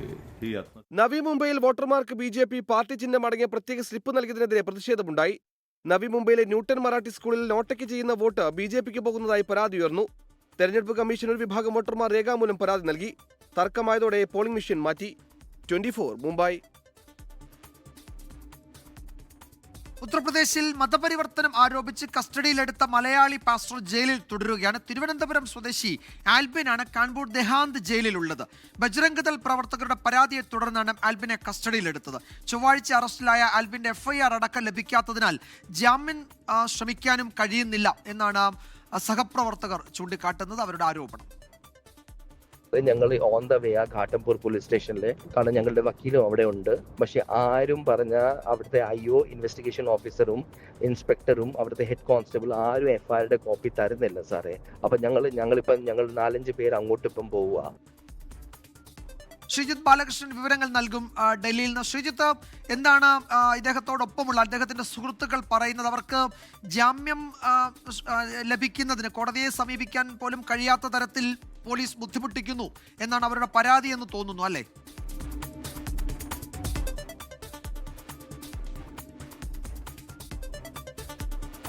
വിജയകുമാർ, തീർച്ചയായും അങ്ങനെ തന്നെയാണ്. കാരണം ഇത് കഴിഞ്ഞ 13-ാം തീയതി നടന്ന സംഭവമാണ്. അതിനുശേഷം അദ്ദേഹത്തെ പോലീസ് കസ്റ്റഡിയിലെടുക്കുന്നു. കസ്റ്റഡിയിലെടുത്ത ശേഷം എന്തുകൊണ്ടാണ് ഇദ്ദേഹത്തെ കോടതിയിൽ ഹാജരാക്കാത്തതെന്ന് ഈ സഹപ്രവർത്തകർ, എല്ലാവരും മലയാളികളാണ്, അതിൽ ആന്റണി എന്ന ആളാണ് നമ്മളോട് സംസാരിക്കുന്നത്. അദ്ദേഹത്തിന്റെ ഭാര്യയും മക്കളെയും അടക്കമാണ് കസ്റ്റഡിയിലെടുക്കുന്നത്. ബജരംഗ് ദൾ പ്രവർത്തകരുടെ പരാതി ഉണ്ടായിരുന്നു, മതപരിവർത്തനം നടത്തുന്നു. അത് മാത്രമല്ല വിദേശ ഫണ്ട് അവിടേക്ക് വരുന്നുണ്ട്, അത് ഉപയോഗിക്കുന്നുണ്ട് ഇവർ, ആ ഫണ്ട് ഇവർ അവിടെയുള്ള ആളുകൾ കൊടുത്തുകൊണ്ടാണ് മതപരിവർത്തനം നടത്തുന്നത് എന്നൊക്കെയായിരുന്നു ബജരംഗ് ദൾ പ്രവർത്തകരുടെ ആരോപണം. ആ ആരോപണത്തെ തുടർന്നും അവിടെ പിന്നെ സംഘർഷം ഉണ്ടാകുന്നു. ഇവരെ പിടിച്ചു വെക്കുകയും തടഞ്ഞു വെക്കുകയും ചെയ്യുന്നു. ആ സംഘർഷത്തെ തുടർന്നാണ് അവിടെ പോലീസ് എത്തുന്നത്. അങ്ങനെ ഘാട്ടംപൂർ ഗ്രാമത്തിൽ സംഘർഷം ഉണ്ടാകുന്നു. പോലീസ് എത്തുന്നു, ഇവരെ കസ്റ്റഡിയിലെടുക്കുന്നു. കസ്റ്റഡിയിലെടുത്ത ശേഷം ഇവരുടെ പ്രതിഷേധത്തെ തുടർന്ന് ഭാര്യയെയും മക്കളെയും പോലീസ് വെറുതെ വിടുന്നു. അതിനുശേഷമാണ് ആൽബിനെ പോലീസ് പിടിച്ചുകൊണ്ട് പോകുന്നത്. ആ പിടിച്ചുകൊണ്ട് പോയതിനു ശേഷം ഇദ്ദേഹത്തെ മിനിഞ്ഞാന്നും ഇന്നലെയും റിമാൻഡ് ചെയ്യാനോ അല്ലെങ്കിൽ കോടതിയിൽ ഹാജരാക്കാനോ ആ രൂപത്തിലുള്ള നിയമപരമായ നടപടിക്രമങ്ങളിലേക്ക് ഒന്നും പോകാൻ പോലീസ് തയ്യാറായില്ല എന്നാണ് സഹപ്രവർത്തകർ ആരോപിക്കുന്നത്. അത് മാത്രമല്ല ഇവർ പലതവണ FIR എന്ത് കേസാണ് രജിസ്റ്റർ ചെയ്തിട്ടുള്ളത് എന്നറിയാൻ വേണ്ടി FIR ഇട്ടിട്ടുണ്ടെങ്കിൽ അത് ഞങ്ങൾ കൈമാറണമെന്ന് പറയുന്നു. FIR കിട്ടിയെങ്കിൽ മാത്രമേ ജാമ്യത്തിന് മൂവ് ചെയ്യാൻ കഴിയുള്ളൂ, ജാമ്യത്തിന് അപേക്ഷ നൽകാൻ കഴിയുള്ളൂ. അതുകൊണ്ട് 13-ാം തീയതി ഇവർക്ക് ജാമ്യത്തിന് അപേക്ഷ നൽകാൻ കഴിഞ്ഞില്ല എന്നും ഇവർ പറയുന്നുണ്ട്. അങ്ങനെ പക്ഷേ അതിനുശേഷം ഇന്നലെയും ഇന്ന് അവിടെ അവധിയായിരുന്നു. അതുകൊണ്ട് ഇന്നലെയും ഇന്നും ഇതുമായി ബന്ധപ്പെട്ട് ഒരു തരത്തിലുള്ള നീക്കങ്ങൾ നടത്താൻ, അതായത് നിയമപരമായ നീക്കങ്ങൾ നടത്താൻ സഹപ്രവർത്തകർക്കോ ബന്ധുക്കൾക്കോ കുടുംബാംഗങ്ങൾക്കോ കഴിഞ്ഞില്ല. അങ്ങനെ കഴിഞ്ഞ 10 വർഷമായി അവിടെ പാസ്റ്ററായി ജീവിക്കുന്ന ആൽബിനും കുടുംബത്തിനും അദ്ദേഹം ഇപ്പോൾ ജയിലിലാണ്, കാൺപൂരിൽ ജയിലിലാണ്. ആ ജയിലിലുള്ള ആൽബിനെ കാണാനോ നിയമപരമായുള്ള കാര്യങ്ങൾക്ക് നീങ്ങാനോ കഴിഞ്ഞില്ല എന്നാണ് ഇപ്പോൾ സഹപ്രവർത്തകർ ആരോപിക്കുന്നത്. അത് മാത്രമല്ല ഇപ്പോൾ അവർ പോലീസ് സ്റ്റേഷനിലുണ്ട്. അവരുടെ അഭിഭാഷകൻ ഇപ്പോൾ നിലവിൽ ഈ സമയം അവർ പോലീസ് സ്റ്റേഷനിലുണ്ട്. പക്ഷേ പോലീസ് സ്റ്റേഷനിലെ ഉദ്യോഗസ്ഥർ ആരും പറഞ്ഞാൽ കേൾക്കാൻ തയ്യാറാകുന്നില്ല. അഭിഭാഷകനായ FIR-ന് കോപ്പി നൽകാൻ തയ്യാറാകുന്നില്ല. അത് മാത്രമല്ല ഏത് കേസിലാണ് ഇദ്ദേഹത്തെ കസ്റ്റഡിയിലെടുത്തതെന്ന് പറയാൻ തയ്യാറാകുന്നില്ല. ജയിലിലാണെന്ന് മാത്രമേ ഇവർക്ക് അറിയുകയുള്ളൂ എന്നാണ് ഇവർ നമ്മളോട് പറഞ്ഞിട്ടുള്ളത്. എന്തായാലും FIR-ന്റെ കോപ്പി കിട്ടുമെന്നും നാളെ കോടതിയിൽ ജാമ്യത്തിന് അപേക്ഷ നൽകാൻ കഴിയുമെന്നാണ് എന്ന പ്രതീക്ഷയിലാണ് ഇപ്പോൾ അവിടെ ഉള്ളത്. എന്തായാലും ഇത് വലിയ പ്രതിഷേധം അവിടെ ഉണ്ടായിട്ടുണ്ട്. പ്രാദേശികമായി ആളുകൾക്കിടയിൽ ആളുകളുമായി വലിയ ബന്ധമുള്ള ആളുകളാണ് ഇവരെന്നാണ് ഇവർ പറയുന്നത്. അതുകൊണ്ട് തന്നെ ആളുകളെ കൂട്ടി പ്രതിഷേധത്തിനുള്ള തയ്യാറെടുപ്പ് കൂടിയാണ് അവർ നടത്താനുള്ള ശ്രമങ്ങളിലാണ് അവർ ഉള്ളത്, കാൺപൂരിലെ ഘാട്ടംപൂരിലുള്ളത് എന്നാണ് SK വിജയകുമാർ നമ്മൾ മനസ്സിലാക്കുന്നത്. ശരി, ശ്രീജിത്ത് ബാലകൃഷ്ണനാണ് വിവരങ്ങൾ നൽകിയത് ഡൽഹിയിൽ നിന്ന്. രാഷ്ട്രീയ കൺസൾട്ടൻസി സ്ഥാപനമായ ഐപാക്കിന്റെ ഓഫീസുകളിലെ ED റെയ്ഡുമായി ബന്ധപ്പെട്ട കേസിൽ പശ്ചിമ ബംഗാളിലെ മമതാ ബാനർജി സർക്കാരിന് തിരിച്ചടി. EDക്കെതിരെ ബംഗാൾ പോലീസ് എടുത്ത കേസ് നടപടികൾ സുപ്രീം കോടതി സ്റ്റേ ചെയ്തു. ഐപാക് പരിസരത്തെ CCTV ദൃശ്യങ്ങൾ നഷ്ടപ്പെടരുത് എന്ന് ഡിജിറ്റൽ ഡിവൈസുകൾ സംരക്ഷിക്കണമെന്നും സംസ്ഥാന സർക്കാരിനോട് കോടതി നിർദ്ദേശിച്ചു. ഐപാക്കിനെതിരായ അന്വേഷണം ബംഗാൾ സർക്കാർ തടസ്സപ്പെടുത്തിയെന്ന EDയുടെ ഹർജി ഗൗരവതരമെന്ന സുപ്രീം കോടതി. കേസിൽ ബംഗാൾ സർക്കാരിനും DGPക്കും ഉൾപ്പെടെ സുപ്രീം കോടതി നോട്ടീസ് നൽകി. 2 ആഴ്ചയ്ക്കുള്ളിൽ മറുപടി നൽകണം. ED ഉദ്യോഗസ്ഥർക്കെതിരെ ബംഗാൾ പോലീസ് രജിസ്റ്റർ ചെയ്ത 3 FIR-കളിലെ തുടർ നടപടികൾ കോടതി സ്റ്റേ ചെയ്തു. അടുത്ത തവണ കേസ് പരിഗണിക്കുന്നതുവരെയാണ് സ്റ്റേ. പരിശോധന നടത്തിയ ദിവസം ഐപാക് സ്ഥാപനത്തിലെയും പരിസര പ്രദേശങ്ങളിലെയും CCTV ദൃശ്യങ്ങൾ സൂക്ഷിക്കണമെന്നും ബംഗാൾ സർക്കാരിനോട് കോടതി നിർദ്ദേശിച്ചു. ഫെബ്രുവരി 3-ന് കേസ് വീണ്ടും പരിഗണിക്കും. ഐപാക് ഓഫീസിലെ രേഖകൾ ഉൾപ്പെടെയുള്ള തെളിവുകൾ മമതാ ബാനർജി മോഷ്ടിച്ചുവെന്നും ED കോടതിയിൽ ആരോപിച്ചു. തെരഞ്ഞെടുപ്പുകൾക്കിടയിൽ ED എന്തുകൊണ്ടാണ് ഇത്രയുമധികം ഉത്സാഹം കാണിക്കുന്നതെന്നും പാർട്ടിയുടെ തെരഞ്ഞെടുപ്പ് രേഖകൾ ചോർത്തുകയായിരുന്നു EDയുടെ ലക്ഷ്യമെന്നും TMCയും കോടതിയിൽ വാദിച്ചു. 24 ഡൽഹി. ഇപ്പോൾ വരുന്ന ഒരു റിപ്പോർട്ടിലേക്കാണ്. നെടുമ്പാശ്ശേരിയിൽ 46 ഉംറ തീർത്ഥാടകർ കുടുങ്ങി. ആകാശ എയർ വിമാനത്തിൽ പോകേണ്ടിയിരുന്ന തീർത്ഥാടകരാണ് കുടുങ്ങിയത്. ഇറാൻ യുദ്ധഭീഷണിയുടെ പശ്ചാത്തലത്തിലാണ് സർവീസ് റദ്ദാക്കിയതും എന്നാണ് വിശദീകരണം. നിതിൻ അംബുജൻ വിവരങ്ങൾ നൽകും. നിതിൻ, ഈ ഒരു വിമാനം അതിന്റെ സർവീസ് റദ്ദാക്കിയെങ്കിൽ പകരം ക്രമീകരണം ഏർപ്പെടുത്തുകയോ അവരുടെ യാത്രകൾ സംബന്ധിച്ചുള്ള വിവരങ്ങൾ നൽകുകയോ ഒക്കെ ചെയ്യുന്നുണ്ടോ? എന്താണ് വിമാനത്താവളത്തിൽ നിന്ന് നമുക്ക് ലഭ്യമാകുന്ന വിവരങ്ങൾ? വിജയകുമാർ, ഇത് സർവീസ് റദ്ദാക്കിയതല്ല, പകരം മലപ്പുറത്തുള്ള തീർത്ഥാടകരാണ് ഇപ്പോൾ വിമാനത്താവളത്തിൽ കുടുങ്ങിയിരിക്കുന്നത്. മലപ്പുറത്തുള്ള ഒരു ഏജൻസി മുഖേന ഇവർ കഴിഞ്ഞ മാസം 26-ന് ടിക്കറ്റ് എടുത്തതാണ്. ഇന്ന് വൈകിട്ട് 6:15 ഈ വിമാനം ഇത് ഷെഡ്യൂൾ ചെയ്ത്. ഇത് പ്രകാരം ഇവർ ടിക്കറ്റും പാസ്പോർട്ടും എല്ലാം തന്നെ എയർലൈൻസിന്റെ കൈമാറി. പക്ഷേ എയർലൈൻസ് സിസ്റ്റത്തിൽ പരിശോധിച്ചപ്പോൾ ഇവരുടെ രേഖകൾ ഈ സിസ്റ്റത്തിൽ ഇല്ല. ഇതിനെ തുടർന്നാണ് ഇവർക്ക് ഇത്ര വലിയ പ്രതിസന്ധി ഉണ്ടായെന്നാണ് ഇപ്പോൾ ഈ യാത്രക്കാരുമായി സംസാരിച്ചപ്പോൾ അവർ വ്യക്തമാക്കിയിരിക്കുന്നത്. ഇതൊരു എയർലൈൻസ് എയർലൈൻസിന്റെ വീഴ്ചയായിട്ടാണ് ഇപ്പോൾ ഈ യാത്രക്കാർ ഇപ്പോൾ വ്യക്തമാക്കുന്നത്. അതേസമയം തന്നെ പകരം എന്ത് സംവിധാനം എപ്പോൾ യാത്ര തുടരാൻ സാധിക്കുമെന്ന കാര്യത്തിലൊക്കെ തന്നെ പകരം എന്ത് സംവിധാനം ഒരുക്കാൻ സാധിക്കുമെന്ന് ചോദിച്ചപ്പോൾ അത് കൃത്യമായ ഉത്തരം ഈ എയർലൈൻസിന്റെ ഭാഗത്തുനിന്നില്ല. അങ്ങനെയാണ് ഈ 46 തീർത്ഥാടകർ അല്ലെങ്കിൽ പ്രായമായവരും കുട്ടികൾ ഉൾപ്പെടെയുള്ള 46 തീർത്ഥാടകർ അവിടെ കുടുങ്ങിയിരിക്കുന്നത്. എന്തായാലും അവരുടെ യാത്ര ഇപ്പോൾ ഒരു പ്രതിസന്ധിയിലായിരിക്കുകയാണ്. അതേസമയം തന്നെ വിമാനം നിശ്ചയിച്ച ഷെഡ്യൂളിൽ തന്നെ വിമാനം യാത്ര ആരംഭിച്ചു. എന്നാൽ ഇതിൽ ഈ വിമാനത്താവള അധികൃതരും അല്ലെങ്കിൽ ഈ എയർലൈൻസ് വിശദീകരണം നൽകുന്ന വിശദീകരണം ഇപ്രകാരമാണ്: ഇറാനിൽ ഏതെങ്കിലും തരത്തിലൊരു പ്രതിസന്ധി ഉണ്ടായാൽ, അവിടെ യുദ്ധഭീഷണിയുടെ പശ്ചാത്തലത്തിൽ ഏതെങ്കിലും തരത്തിലൊരു പ്രതിസന്ധി ഉണ്ടായാൽ വിമാനം തിരിച്ചു വിടേണ്ട ഒരു സാഹചര്യം ഉണ്ടാകും. അതുകൊണ്ട് തന്നെ കൂടുതൽ ഇന്ധനം കരുതേണ്ട ഒരു സാഹചര്യമാണുള്ളത്. ഇതിന്റെ ഭാഗമായാണ് യാത്രക്കാരെ കുറച്ചത്. പകരം സംവിധാനവുമായി ബന്ധപ്പെട്ട് ഒരു വിശദീകരണം ഇതുവരെ നൽകിയിട്ടില്ല. എന്തായാലും ഈ യുദ്ധഭീഷണിയുടെ പശ്ചാത്തലത്തിൽ യാത്രക്കാരെ കുറച്ച് സർവീസ് നടത്തിയിട്ടുണ്ട്. ഈ സർവീസ് കുറച്ച് യാത്രക്കാരെ കുറച്ചപ്പോൾ തന്നെ പ്രതിസന്ധിയിലായിരിക്കുന്നത് ഈ ഉംറ തീർത്ഥാടകരാണ്. നേരത്തെ സൂചിപ്പിച്ചപ്പോൾ തന്നെ യാത്രക്കാരുടെ പ്രതിഷേധം, ഈ ഉംറ തീർത്ഥാടകരുടെ പ്രതിഷേധം അവിടെ തുടരുന്നുണ്ട്. പ്രത്യേകിച്ചും ഈ ടിക്കറ്റ് അല്ല നിതിൻ, അങ്ങനെയാണെങ്കിൽ പകരം ഒരു വിമാനം അവർക്ക് പകരം സംവിധാനം ഏർപ്പെടുത്തേണ്ടതാണല്ലോ. ഇപ്പോൾ ഈ കൂടുതൽ ഇന്ധനം കരുതണം, അതുകൊണ്ട് ആളുകളുടെ യാത്രക്കാരുടെ എണ്ണം കുറയ്ക്കുക എന്നൊക്കെയുള്ള വിശദീകരണം അങ്ങേയറ്റം ബാലിശമല്ലേ? അവർ പകരം ക്രമീകരണം ഏർപ്പെടുത്തേണ്ടത് ഈ ആകാശ എയറിന്റെ ഉത്തരവാദിത്തമല്ലേ, ബാധ്യതയല്ലേ? തീർച്ചയായും വിജയകുമാർ, അത് തന്നെയാണ് ഈ തീർത്ഥാടകരും ചോദിക്കുന്നത്. കാരണം ഇത്തരമൊരു ഇന്ധനം നിറയ്ക്കുന്നതിന്റെ ഭാഗമായാണ് യാത്രക്കാരെ കുറയ്ക്കുന്നതെങ്കിൽ പകരം ഒരു സംവിധാനം വിമാനത്താവള അധികൃതർ പ്രത്യേകിച്ചും ഈ ആകാശ എയർലൈൻസ് ഒരുക്കേണ്ടതാണ്. പക്ഷെ അങ്ങനെ ഒരു സാഹചര്യം ഇവിടെ ഉണ്ടായില്ല. അതുകൊണ്ട് തന്നെയാണ് ഈ പ്രതിഷേധം ഇപ്പോൾ ഇവിടെ പ്രത്യേകിച്ച് തീർത്ഥാടക ഭാഗത്തുനിന്നും വിമാനത്താവളത്തിൽ നടക്കുന്നത്. കാര്യം ഇന്ന് രാത്രി അല്ലെങ്കിൽ നാളെയോടുകൂടി തന്നെ ഒരു യാത്ര പോകേണ്ട ഒരു സ്ഥിതിയാണുള്ളത്. പക്ഷേ എന്ത് സംവിധാനം ഒരുക്കുന്ന കാര്യത്തിൽ ഇതുവരെ എയർലൈൻസ് ഒരു വിശദീകരണം നൽകിയിട്ടില്ല. നേരത്തെ സൂചിപ്പിച്ചപ്പോൾ തന്നെ ഈ എയർലൈൻസിന്റെ ഭാഗത്തുനിന്നുണ്ടായ ഒരു വീഴ്ചയാണ് ഈ ഒരു പ്രതിസന്ധിക്ക് കാരണമെന്നാണ് തീർത്ഥാടകർ പറയുന്നത്. പ്രത്യേകിച്ചും ഈ ടിക്കറ്റ് കഴിഞ്ഞ മാസം 26 ബുക്ക് ചെയ്തു. പക്ഷേ ഇന്ന് വൈകിട്ട് 6:15 പുറപ്പെടേണ്ട വിമാനത്തിനായിട്ടാണ് ഇവർ വിമാനത്താവളത്തിലെത്തിയത്. ആ ഒരു സമയത്താണ് ടിക്കറ്റുമായി ബന്ധപ്പെട്ട ഒരു പ്രതിസന്ധി അവിടെ ശ്രദ്ധയിൽപ്പെടുകയും പിന്നീട് ആ ഒരു പരാതിയെ തുടർന്ന് പ്രത്യേകിച്ചും ഈ യാത്രക്കാരുടെ ഭാഗത്തുനിന്ന് വലിയ പരാതി ഉയർന്നു. എന്നിട്ടും എന്താണ് ഇതിൽ കൃത്യമായി വിശദീകരണം ശരി, അവരുടെ പ്രശ്നം അഡ്രസ് ചെയ്യപ്പെടുമെന്ന് തന്നെ നമുക്ക് കരുതാം. എന്തായാലും ഇപ്പോൾ വിമാന കമ്പനി അറിയിക്കുന്ന വിശദീകരണം ഒട്ടും തൃപ്തികരമല്ല. ആ യാത്രക്കാർ അവിടെ പ്രതിഷേധിക്കുകയാണ്. ആ പ്രശ്ന പരിഹാരം ഉടൻ ഉണ്ടാകും എന്ന് നമുക്ക് കരുതാം. നിതിൻ അംബുജനാണ് വിവരങ്ങൾ നൽകിയത്. ജനാധിപത്യ മഹിളാ അസോസിയേഷൻ സംസ്ഥാന ജോയിന്റ് സെക്രട്ടറി സ്ഥാനത്ത് നിന്ന് പി ദിവ്യയെ ഒഴിവാക്കി. CPM നിർദ്ദേശത്തെ തുടർന്നാണ് ഈ നടപടി. പ്രസിഡന്റ് സ്ഥാനത്ത് നിന്ന് സുസൻ കോടിയെയും നീക്കി. CPM കേന്ദ്ര കമ്മിറ്റി അംഗം KS സലീഖയാണ് പുതിയ സംസ്ഥാന അധ്യക്ഷ. സംസ്ഥാന സെക്രട്ടറി സ്ഥാനത്ത് CS സുജാത തുടരും. പി ദിവ്യയെ ഭാരവാഹിത്വത്തിൽ നിന്ന് ഒഴിവാക്കണമെന്ന് CPIM സംസ്ഥാന നേതൃത്വം മഹിളാ അസോസിയേഷൻ സംസ്ഥാന നേതൃത്വത്തിന് നിർദ്ദേശം നൽകിയിരുന്നു. കണ്ണൂർ ADM-ആയിരുന്ന നവീൻ ബാബുവിന്റെ ആത്മഹത്യയുമായി ബന്ധപ്പെട്ട് പ്രതിക്കൂട്ടിലായതിനു പിന്നാലെ പി ദിവ്യയെ കണ്ണൂർ ജില്ലാ പഞ്ചായത്ത് പ്രസിഡന്റ് സ്ഥാനത്ത് നിന്ന് നീക്കിയിരുന്നു. ജില്ലാ കമ്മിറ്റിയിൽ നിന്ന് ബ്രാഞ്ച് കമ്മിറ്റിയിലേക്കും തരം താഴ്ത്തി. പിന്നാലെയാണ് മഹിളാ അസോസിയേഷൻ ജോയിന്റ് സെക്രട്ടറി സ്ഥാനത്ത് നിന്നും സംസ്ഥാന സമിതിയിൽ നിന്നും ഒഴിവാക്കിയത്. പി ദിവ്യ ആവശ്യപ്പെട്ടതനുസരിച്ചാണ് ഭാരവാഹിത്വത്തിൽ നിന്ന് ഒഴിവാക്കിയതെന്നാണ് വിശദീകരണം.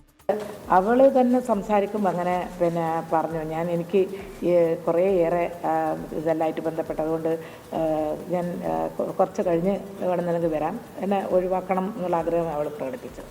കരുനാഗപ്പള്ളിയിലെ വിഭാഗീയതയുടെ പേരിൽ CPIM സംസ്ഥാന കമ്മിറ്റിയിൽ നിന്നും ഒഴിവാക്കിയ സൂസൻ കോടിയെ ജനാധിപത്യ മഹിളാ അസോസിയേഷൻ സംസ്ഥാന പ്രസിഡന്റ് സ്ഥാനത്ത് നിന്ന് മാറ്റി.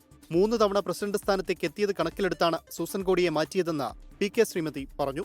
CPIM കേന്ദ്ര കമ്മിറ്റി അംഗം KS സലീഖയാണ് പുതിയ അധ്യക്ഷ. സംസ്ഥാന സെക്രട്ടറി സ്ഥാനത്ത് CS സുജാത തുടരും. 24 തിരുവനന്തപുരം. ഐഷ പോറ്റി കോൺഗ്രസിൽ ചേർന്നതിൽ വൈകാരിക പ്രതികരണവുമായി ധനമന്ത്രി KN ബാലഗോപാൽ. കുടുംബത്തിലെ ജ്യേഷ്ഠ സഹോദരി പാർട്ടിയെ തകർക്കാൻ നിൽക്കുന്ന ആളുകളോടൊപ്പം ചേർന്നതിൽ അതീവ ദുഃഖമുണ്ട്. എന്നാൽ വ്യക്തിപരമായി ദേഷ്യമില്ല എന്നും ധനമന്ത്രി പറഞ്ഞു. അല്ല, ബഹുമാനം കൊടുക്കുന്ന ഒരാൾ എതിർ സ്ഥാനാർത്ഥിയോട് വരുമ്പോൾ വ്യക്തിപരമായിട്ട് മോശപ്പെടുത്തി പറയുന്നില്ലെന്നേ ഉള്ളൂ. രാഷ്ട്രീയം എന്ന് പറഞ്ഞാൽ ഇത്രയും മോശമായ രാഷ്ട്രീയം കാണിക്കുന്ന കോൺഗ്രസിന്റെ കൂടെ സഹകരിക്കുന്ന ആളുകൾ ആ രാഷ്ട്രീയമില്ല. കേരളത്തിലെ ആളുകളെ തകർക്കാനും കേരളത്തിലെ ക്ഷേമ പെൻഷൻ ആയാലും കേരളത്തിലെ വികസനമായാലും കേരളത്തിലെ പൊതുകാര്യങ്ങളും എല്ലാം തകർക്കാൻ നിൽക്കുന്ന ഒരാളെ ഒരു സംഘത്തിന്റെ രാഷ്ട്രീയത്തിന്റെ കൂടെ പോയി ചേരുമെന്ന് പറഞ്ഞാൽ ആ രാഷ്ട്രീയമാണ്. അത് കേരളത്തിലെ ഈ മുഴുവൻ ആളുകളും.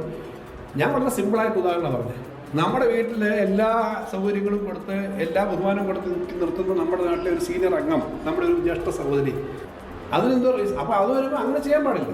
അങ്ങനെ ചെയ്യുന്നതല്ല വേണ്ടത്.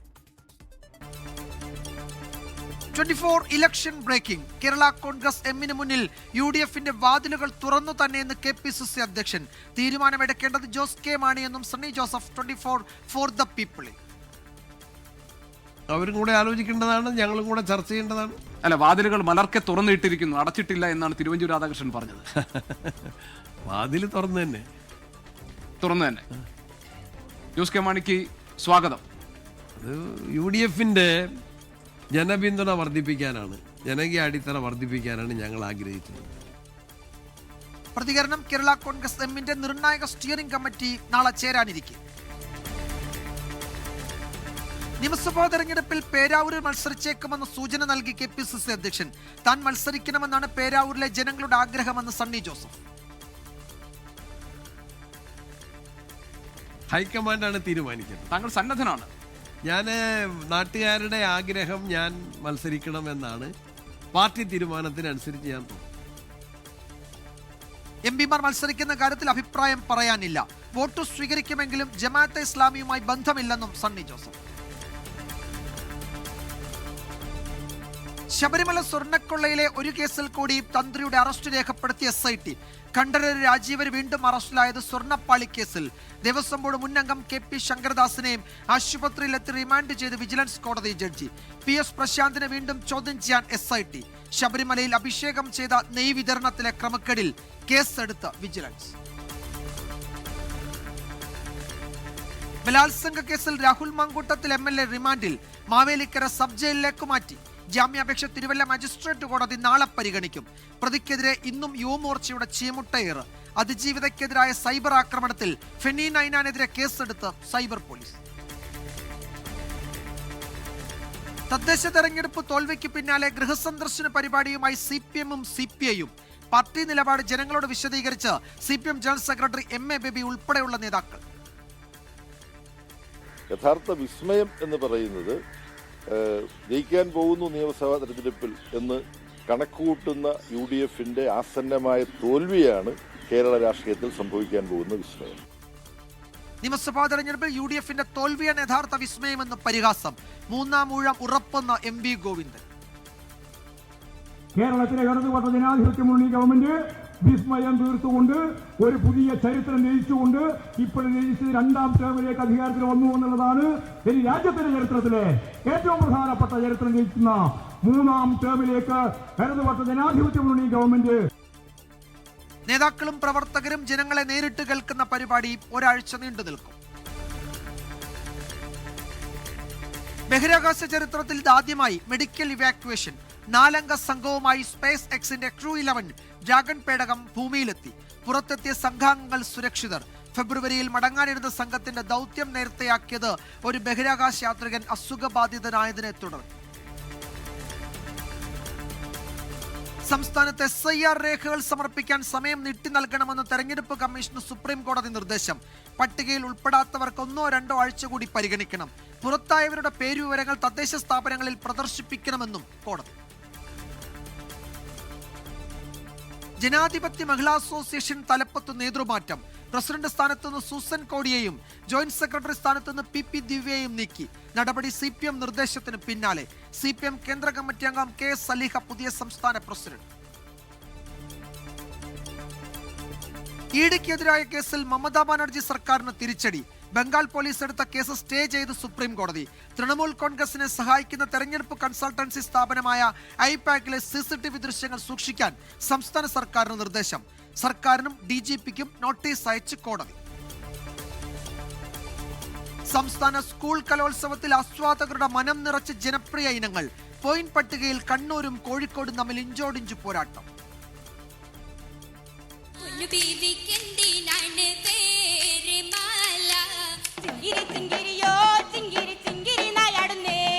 ഇപ്പോൾ തൊടാമെന്നു തോന്നും വണ്ണം അല്പമടുത്തങ്ങു ചെല്ലും നേരം. കലോത്സവ നഗരിയിൽ പ്രതിഭകൾക്ക് ആവേശം പകർന്ന തൃശൂരിലെ കാണികളും. SKN നയിച്ച പ്രത്യേക മോർണിംഗ് ഷോയിൽ അണിനിരന്ന കുട്ടിത്താരങ്ങളും സംഘാടകരും. ആഭ്യന്തര സംഘർഷം തുടരുന്ന ഇറാനിൽ നിന്ന് പൗരന്മാരെ തിരികെ എത്തിക്കാൻ ഇന്ത്യ. മടങ്ങിവരാൻ ആഗ്രഹിക്കുന്ന ഇന്ത്യൻ പൗരന്മാരെ തിരികെ കൊണ്ടുവരും. ദൗത്യത്തിനായി ഒരുക്കങ്ങൾ തുടങ്ങിയെന്ന് വിദേശകാര്യ മന്ത്രാലയം.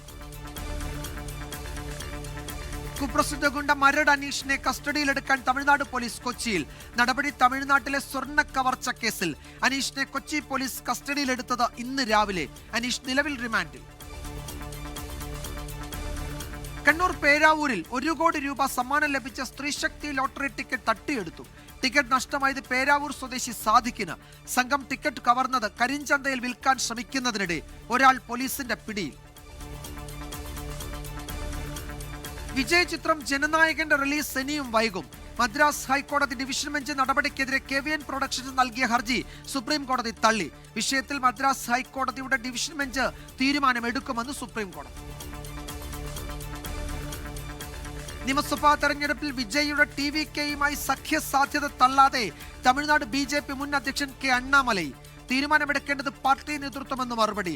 TVK നല്ല പാർട്ടിയാണ്, രാഷ്ട്രീയത്തിൽ ഭരണപരിചയമാണ് പ്രധാനം.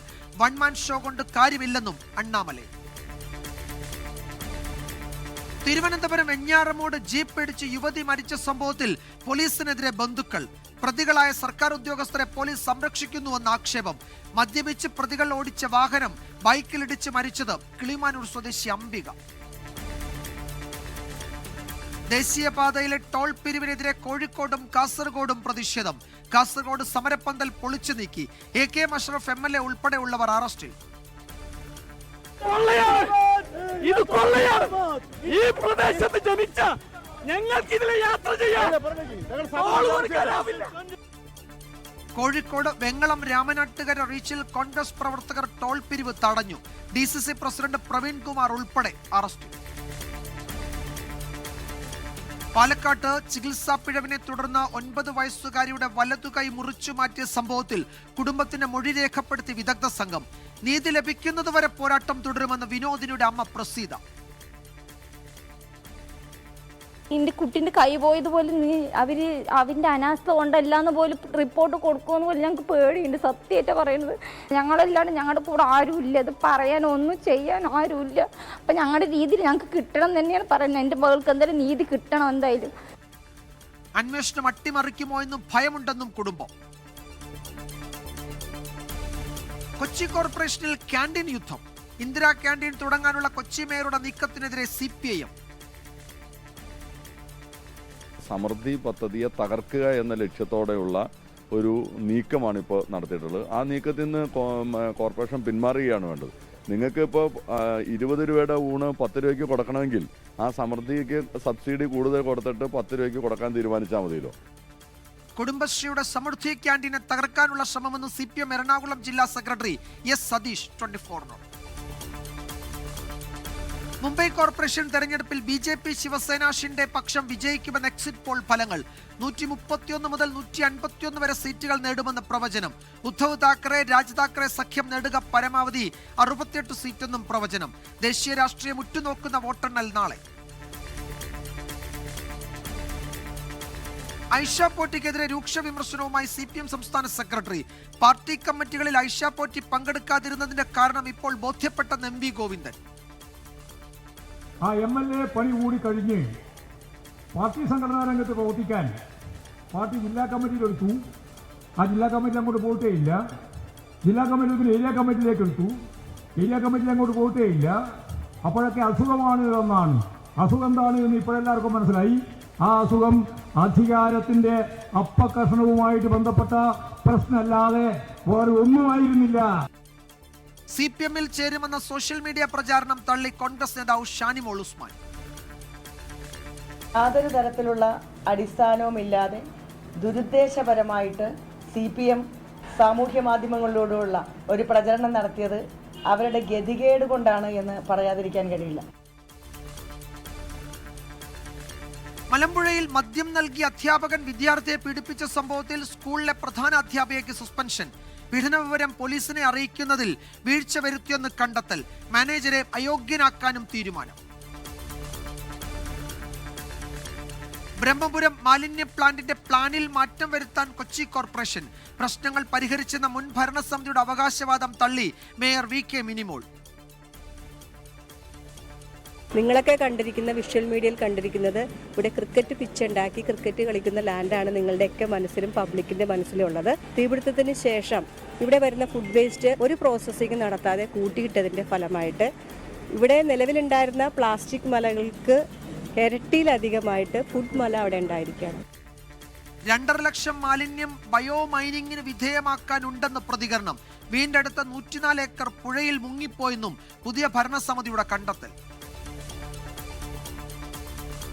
5 പേർക്ക് പുതുജീവനേകി അയോണ മോൻസൺ. കണ്ണൂരിൽ സ്കൂൾ കെട്ടിടത്തിൽ നിന്ന് ചാടി ജീവനൊടുക്കിയ വിദ്യാർത്ഥിയുടെ അവയവങ്ങൾ ദാനം ചെയ്തു. ഇന്നലെ അർദ്ധരാത്രിയോടെ മസ്തിഷ്ക മരണം സ്ഥിരീകരിച്ചത് ആശുപത്രിയിൽ ചികിത്സയിലിരിക്കെ.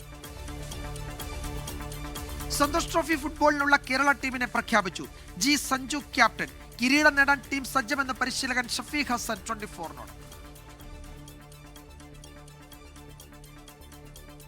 ഇനി നമുക്ക് പെർഫോമൻസ് ആണ് വേണ്ടത്. മാച്ചുമായിട്ട് അവർ ഒപ്പോണൻറ്റിനെ എങ്ങനെ കളിക്കുന്നു, അവരെക്കാൾ ബെറ്ററായി കളിക്കുക, നമുക്ക് കിട്ടുന്ന ചാൻസുകൾ സ്കോർ ചെയ്യുക.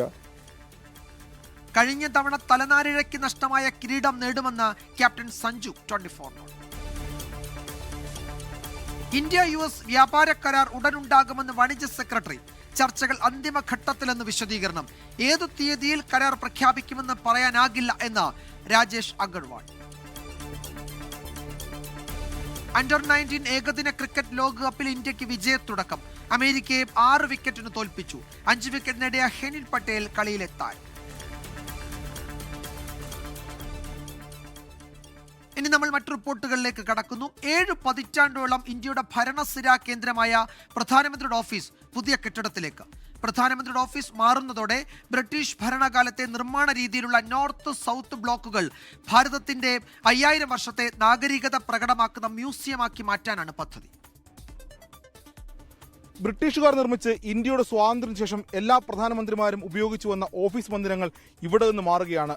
ഈ റെയ്സിനാക്കുന്നിൽ നിന്നും പ്രധാനമന്ത്രിമാരുടെ ഓഫീസ് മന്ദിരങ്ങൾ സേവാതീർത്തിലേക്ക് മാറുന്നു. പ്രധാനമന്ത്രി നരേന്ദ്രമോദി ഇനി സേവാതീർത്തിലാകും ഓഫീസിലിരുന്ന് രാജ്യത്തെ നിയന്ത്രിക്കുക. അപ്പോൾ സ്വാഭാവികമായും ഈ നോർത്ത് സൗത്ത് മന്ദിരങ്ങൾ ഇനി മ്യൂസിയങ്ങളായി മാറും. ഡൽഹിയുടെ ഹൃദയഭാഗത്ത് ല്യൂട്ടൻസ് ഡൽഹി എന്നറിയപ്പെടുന്ന ഹെറിറ്റേജ് കെട്ടിടങ്ങളാണ് രാഷ്ട്രപതി ഭവന് സമീപത്തായി സ്ഥിതി ചെയ്യുന്ന നോർത്ത് സൗത്ത് ബ്ലോക്കുകൾ. പ്രതിരോധ വിദേശ മന്ത്രാലയങ്ങൾ ഇപ്പോൾ സൗത്ത് ബ്ലോക്കിലാണ്. സെൻട്രൽ വിസ്ത പദ്ധതിയുടെ ഭാഗമായി ഈ ഓഫീസുകളെല്ലാം കർത്തവ്യപഥിലേക്ക് മാറും. പ്രധാനമന്ത്രിയുടെ പുതിയ ഓഫീസിലെ മീറ്റിംഗ് റൂമുകൾ ആധുനിക സാങ്കേതിക വിദ്യകൾ ഉൾപ്പെടുത്തുന്നതിനും ഇന്ത്യൻ സംസ്കാരത്തെയും പാരമ്പര്യത്തെയും പ്രതിഫലിപ്പിക്കുന്നതുമാണ്. ക്യാബിനറ്റ് മീറ്റിംഗുകൾക്കായി പ്രത്യേക മുറി, ഉദ്യോഗസ്ഥരുടെ പ്രവർത്തനങ്ങൾ ഏകോപിപ്പിക്കുന്നതിന് ഓപ്പൺ ഫ്ലോർ മോഡൽ ഓഫീസ് സംവിധാനവും സജ്ജീകരിച്ചിട്ടുണ്ട്. നിർമ്മാണ സമയത്ത് എക്സിക്യൂട്ടീവ് എൻക്ലേവ് എന്ന പേരിൽ അറിയപ്പെട്ടിരുന്ന പുതിയ ഓഫീസ് സമുച്ചയം ഇനി മുതൽ സേവാതീർത്ത് ആയിരിക്കും. സേവാതീർത്ത് എന്നാൽ സേവനത്തിനുള്ള പുണ്യസ്ഥലം. സേവാതീർത്ത് 1 പ്രധാനമന്ത്രിയുടെ office, Sevatirth 2 cabinet secretariat, Sevatirth 3 ദേശീയ സുരക്ഷാ ഉപദേഷ്ടാവ് അജിത് ഡോവലിന്റെ ഓഫീസ്. ഒപ്പം പ്രധാനമന്ത്രിയുടെ വസതിയുടെ നിർമ്മാണവും ഇവിടെ പുരോഗമിക്കുന്നുണ്ട്. ഇതെല്ലാം കഴിഞ്ഞാൽ ഈ രാജ്യത്തിന്റെ ഇന്ത്യയുടെ ഭരണസിരാ കേന്ദ്രമായി ഇവിടെ മാറും. ക്യാമറമാൻ ജിജീന്ദ്രനൊപ്പം ശ്രീജിത്ത് ബാലകൃഷ്ണൻ, 24 ഡൽഹി. കുപ്രസിദ്ധ ഗുണ്ട മരട് അനീഷ് റിമാൻഡിൽ. 2005-ൽ എറണാകുളം സെൻട്രൽ പോലീസ് രജിസ്റ്റർ ചെയ്ത കേസിലാണ് ഇന്ന് രാവിലെ അനീഷിനെ കൊച്ചി പോലീസ് കസ്റ്റഡിയിലെടുത്തത്. അതിനിടെ സ്വർണ്ണ കവർച്ച കേസിൽ അനീഷിനെ കസ്റ്റഡിയിലെടുക്കാൻ തമിഴ്നാട് പോലീസ് കൊച്ചിയിലെത്തി. ഹണി ട്രാപ്പ് പ്രതിയെ തേടിയെത്തിയപ്പോഴാണ് പനമ്പുകാട് നിന്ന് മുളവുകാട് പോലീസിന് മരട് അനീഷിനെ കിട്ടിയത്. ഉടൻ കസ്റ്റഡിയിലെടുത്ത സ്റ്റേഷനിലെത്തിച്ചു. അനീഷിന്റെ കേസുകൾ തേടി മറ്റ് പോലീസ് സ്റ്റേഷനുകളിലേക്ക് വിവരം കൈമാറി. തുടർന്നാണ് സെൻട്രൽ പോലീസ് സ്റ്റേഷനിൽ 2005-ൽ പോലീസുകാരെ ആക്രമിച്ച കേസിലെ ജാമ്യമില്ലാ വാറന്റ് നിലനിൽക്കുന്നതായി വിവരം ലഭിച്ചത്. അറസ്റ്റ് ചെയ്ത കോടതിയിൽ ഹാജരാക്കി റിമാൻഡ് ചെയ്തു. ഇതിനിടയിലാണ് സ്വർണ്ണക്കവർച്ച കേസിൽ അനീഷിനെ കസ്റ്റഡിയിലെടുക്കാൻ Tamil Nadu Chavadi police central police സ്റ്റേഷനിലെത്തിയത്. കേസിൽ 1-ാം പ്രതിയാണ് അനീഷ്. റിമാൻഡ് ചെയ്തതോടെ പുതിയ കസ്റ്റഡി അപേക്ഷ നൽകി തമിഴ്നാട്ടിലേക്ക് കുപ്രസിദ്ധ ഗുണ്ടയെ കൊണ്ടുപോകാനാണ് നീക്കം. 24 കൊച്ചി. കൊച്ചിയിൽ കുറഞ്ഞ നിരക്കിൽ ഭക്ഷണം നൽകുന്ന ക്യാൻറ്റീനിനെ ചൊല്ലി രാഷ്ട്രീയ പോര്. സമൃദ്ധി ഹോട്ടൽ തകർക്കാൻ ലക്ഷ്യമിട്ടാണ് ഇന്ദിര ക്യാൻറ്റീൻ തുടങ്ങുന്നതെന്ന് CPM ജില്ലാ സെക്രട്ടറി സതീഷ് ആരോപിച്ചു. രാഷ്ട്രീയ നേട്ടം ലക്ഷ്യം വെച്ചുള്ള നീക്കത്തിൽ നിന്ന് കോർപ്പറേഷൻ പിന്മാറണമെന്ന് CPIM ആവശ്യപ്പെട്ടു. മിതമായ നിരക്കിൽ ഭക്ഷണം ഉറപ്പാക്കാനായി കഴിഞ്ഞ കോർപ്പറേഷൻ ഭരണസമിതിയുടെ നേതൃത്വത്തിൽ ആരംഭിച്ച സമൃദ്ധി ക്യാൻറ്റീന് കൊച്ചിയിൽ വലിയ സ്വീകാര്യതയാണ് ലഭിച്ചത്. ജനം ഒന്നടങ്കം കൈയടിച്ച പദ്ധതിയായി സമൃദ്ധിയെ മാറ്റാനും കോർപ്പറേഷന് കഴിഞ്ഞിരുന്നു. ഇതിനിടയിലാണ് കഴിഞ്ഞ ദിവസം മേയർ VK മിനിമോൾ ഇന്ദിര ക്യാൻറ്റീനും കൂടി പ്രഖ്യാപിച്ചതോടെ രാഷ്ട്രീയ പോരിന് കളമൊരുങ്ങിയത്. മിതമായ നിരക്കിൽ ഭക്ഷണം നൽകുന്നതിനെ സ്വാഗതം ചെയ്യുന്നു. എന്നാൽ കോർപ്പറേഷന്റെ നിലവിലെ നീക്കം സമൃദ്ധി വഴി കുടുംബശ്രീയെ തകർക്കുകയാണ് ലക്ഷ്യമെന്ന് CPIM ജില്ലാ സെക്രട്ടറി S. സതീഷ് 24-നോട്. സമൃദ്ധി പദ്ധതിയെ തകർക്കുക എന്ന ലക്ഷ്യത്തോടെയുള്ള ഒരു നീക്കമാണ് ഇപ്പോൾ നടത്തിയിട്ടുള്ളത്. ആ നീക്കത്തിൽ നിന്ന് കോർപ്പറേഷൻ പിന്മാറുകയാണ് വേണ്ടത്. നിങ്ങൾക്ക് ഇപ്പോൾ 20 രൂപയുടെ ഊണ് 10 രൂപയ്ക്ക് കൊടുക്കണമെങ്കിൽ ആ സമൃദ്ധിക്ക് സബ്സിഡി കൂടുതൽ കൊടുത്തിട്ട് 10 രൂപയ്ക്ക് കൊടുക്കാൻ തീരുമാനിച്ചാൽ മതിയല്ലോ. ഇത് സമൃദ്ധിയുടെ തന്നെ പശ്ചാത്തല സൗകര്യങ്ങൾക്കകത്ത് ഇന്ദിരാ ക്യാൻറ്റീൻ എന്ന് പറഞ്ഞുകൊണ്ട് അതിൻ്റെ ഉള്ളിൽ തന്നെ പ്രത്യേകമായി പോലും ഉണ്ടാക്കുന്നില്ല, അതിൻ്റെ ഉള്ളിൽ തന്നെ ഒരു പേരിട്ട് ഇന്ദിരാ ക്യാൻറ്റീൻ എന്നാക്കാം. ഇപ്പോൾ ലക്ഷ്യം സമൃദ്ധി എന്ന ബ്രാൻഡ് നെയിമിനെ തകർക്കുക, സമൃദ്ധിയുടെ പിന്നിൽ നിൽക്കുന്ന കുടുംബശ്രീ പ്രവർത്തകരെ തകർക്കുക, കുടുംബശ്രീ പ്രസ്ഥാനത്തെ തകർക്കുക, എന്നിട്ട് ജനശ്രീ പോലെയുള്ള അവരുടെ രാഷ്ട്രീയ താല്പര്യമുള്ളവരിലേക്ക് മാറ്റുക എന്ന ലക്ഷ്യമായിരിക്കും ഉണ്ടാവുക. സമൃദ്ധിയുടെ തന്നെ സ്ഥലം ഉപയോഗിച്ച് ഇന്ദിരാ ക്യാൻറ്റീൻ തുടങ്ങാനാണ് കോർപ്പറേഷന്റെ നീക്കം. കോർപ്പറേഷൻ നടപടിക്കെതിരെ CPIM നേതാവ് തോമസ് ഐസക്കും രംഗത്ത് വന്നിരുന്നു. പുതിയ ഭരണസമിതിയുടെ 50 ദിന കർമ്മ പദ്ധതിയുടെ ഭാഗമായാണ് 10 രൂപയ്ക്ക് ഭക്ഷണം ഉറപ്പാക്കുന്ന ഇന്ദിരാ ക്യാൻറ്റീൻ പ്രഖ്യാപനം മേയർ നടത്തിയത്. 24 കൊച്ചി. ചികിത്സാ പിഴവിനെ തുടർന്ന് പാലക്കാട്ട് 9 വയസ്സുകാരിയുടെ വലത്തുകൈ മുറിച്ചു മാറ്റിയ സംഭവത്തിൽ കുടുംബത്തിന്റെ മൊഴി രേഖപ്പെടുത്തി വിദഗ്ധ സംഘം. സർക്കാർ ഉദ്യോഗസ്ഥർക്കെതിരെയാണ് പോരാട്ടമെന്നും അന്വേഷണം അട്ടിമറിക്കുമോ എന്ന് ഭയമുണ്ടെന്നും വിനോദിനിയുടെ അമ്മ പ്രസീത പ്രതികരിച്ചു. ചികിത്സാ പിഴവുമായി ബന്ധപ്പെട്ട അന്വേഷണത്തിന് ഹാജരാകാൻ കുടുംബത്തിന് നോട്ടീസ് നൽകിയിരുന്നു. ഇതിന്റെ ഭാഗമായാണ് സർക്കാർ നിയോഗിച്ച വിദഗ്ധ സംഘം കുടുംബത്തിന്റെ മൊഴി രേഖപ്പെടുത്തിയത്. നീതി കിട്ടണമെന്നും തങ്ങൾക്ക് ഭയമുണ്ടെന്നും കുട്ടിയുടെ അമ്മ പ്രസീത പറഞ്ഞു. നമുക്ക് നല്ല രീതിയിൽ നമുക്ക് റിപ്പോർട്ട് കിട്ടണമെന്നാണ് ഞങ്ങൾ കൊടുത്തത്. എനിക്ക് ഭയങ്കര പേടിയുണ്ട്. കാരണം എന്താ പറഞ്ഞത്, കിട്ടുമെന്ന് പോലും ഞങ്ങൾക്ക് അറിയില്ല സാർ. ഞങ്ങളുടെ കൂടെ ആരുമില്ല.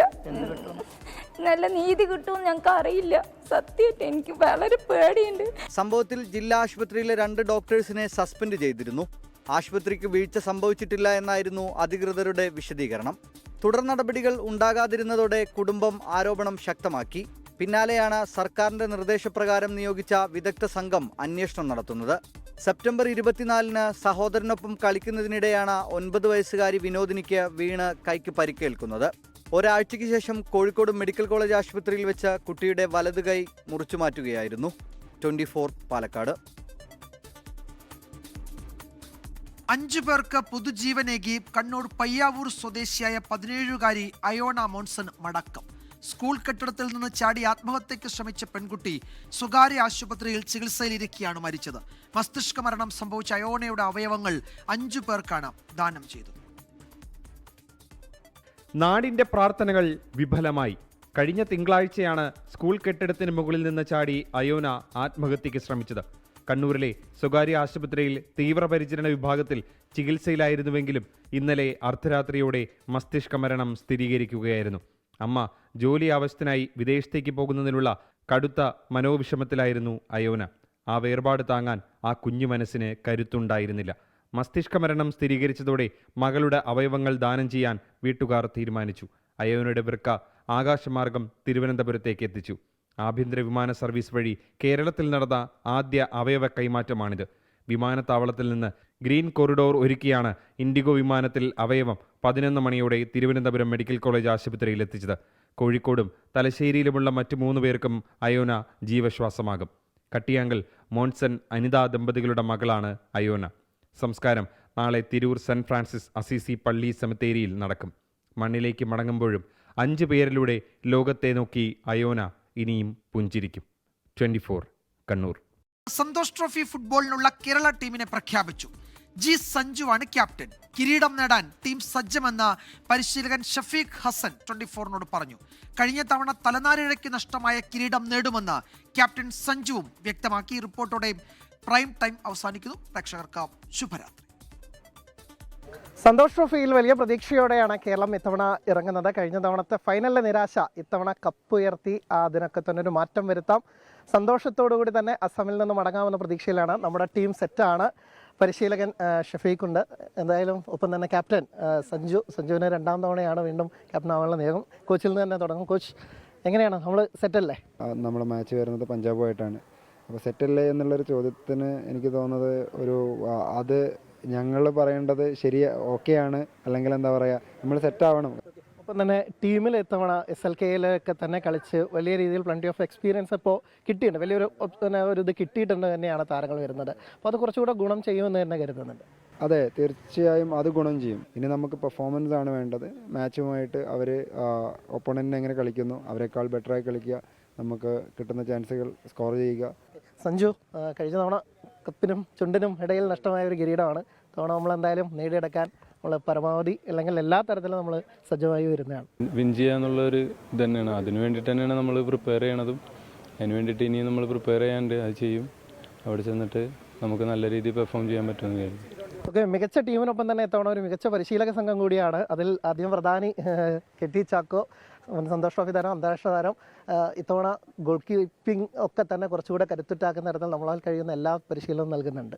നമ്മുടെ കയ്യിൽ ഇപ്പം 22 പ്ലേയേഴ്സിനെ കിട്ടി, 3 നല്ല ഗോൾ കീപ്പേഴ്സിനെ കിട്ടിയിട്ടുണ്ട്. ഇനി അവരെ നമ്മൾ ഇനി മാച്ചിന് വേണ്ടി ആണ് ചുരുക്കി കൊണ്ടുവന്ന് നമ്മൾ കപ്പ് നേടുക ഉള്ളതാണ് ലക്ഷ്യം. ഒപ്പം തന്നെ മുൻ സന്തോഷ് ട്രോഫി താരം എബിൻ റോസ് ഉണ്ട്. എബിൻ ചേട്ടാ, അപ്പോൾ എന്തായാലും ഈ പറഞ്ഞ പോലെ ടീമിന് ഏറ്റവും നല്ല കോച്ചിനൊപ്പം തന്നെ തോളോട് ചേർന്ന് നമുക്ക് ഏറ്റവും മികച്ച ടീമിനെ ഒരുക്കുന്നതിൽ നമുക്ക് ഇതുവരെ സാധിച്ചിട്ടുണ്ട്. ഇനി അതൊരു കപ്പിലേക്ക് കൺവേർട്ട് ചെയ്യുക എന്നുള്ളതാണ്. ഇപ്പോൾ തീർച്ചയായിട്ടും നല്ലൊരു ടീമാണ്, ശരിക്കും നല്ലൊരു പരിശീലകൻ, വളരെ ലക്കായിട്ട് കാണുന്നു. അതിനോടൊപ്പം തന്നെ ഇത്തവണ സന്തോഷ് ട്രോഫി നേടും എന്ന് ഉറച്ച പ്രതീക്ഷയുണ്ട്. ഉറച്ച പ്രതീക്ഷയിലാണ് താരങ്ങളൊപ്പം തന്നെ പരിശീലകരും. എന്തായാലും സന്തോഷത്തോടു കൂടി തന്നെ അസമിൽ നിന്ന് നമുക്ക് നമ്മുടെ ടീമിന് മടങ്ങാൻ സാധിക്കട്ടെ എന്ന് തന്നെയാണ് പ്രതീക്ഷിക്കുന്നത്. കൊച്ചിയിൽ നിന്ന് അനിൽ വാസുദേവ്, 24. ലോകത്തെവിടെയായാലും ഏത് സമയത്തും 24 വാർത്തകളും ഓഗ്മെന്റഡ് റിയാലിറ്റി പാക്കേജുകളും എക്സ്പ്ലെയിനറുകളും വിശദമായി കാണാൻ ഞങ്ങളുടെ യൂട്യൂബ് ചാനൽ നിങ്ങൾക്ക് സബ്സ്ക്രൈബ് ചെയ്യാം.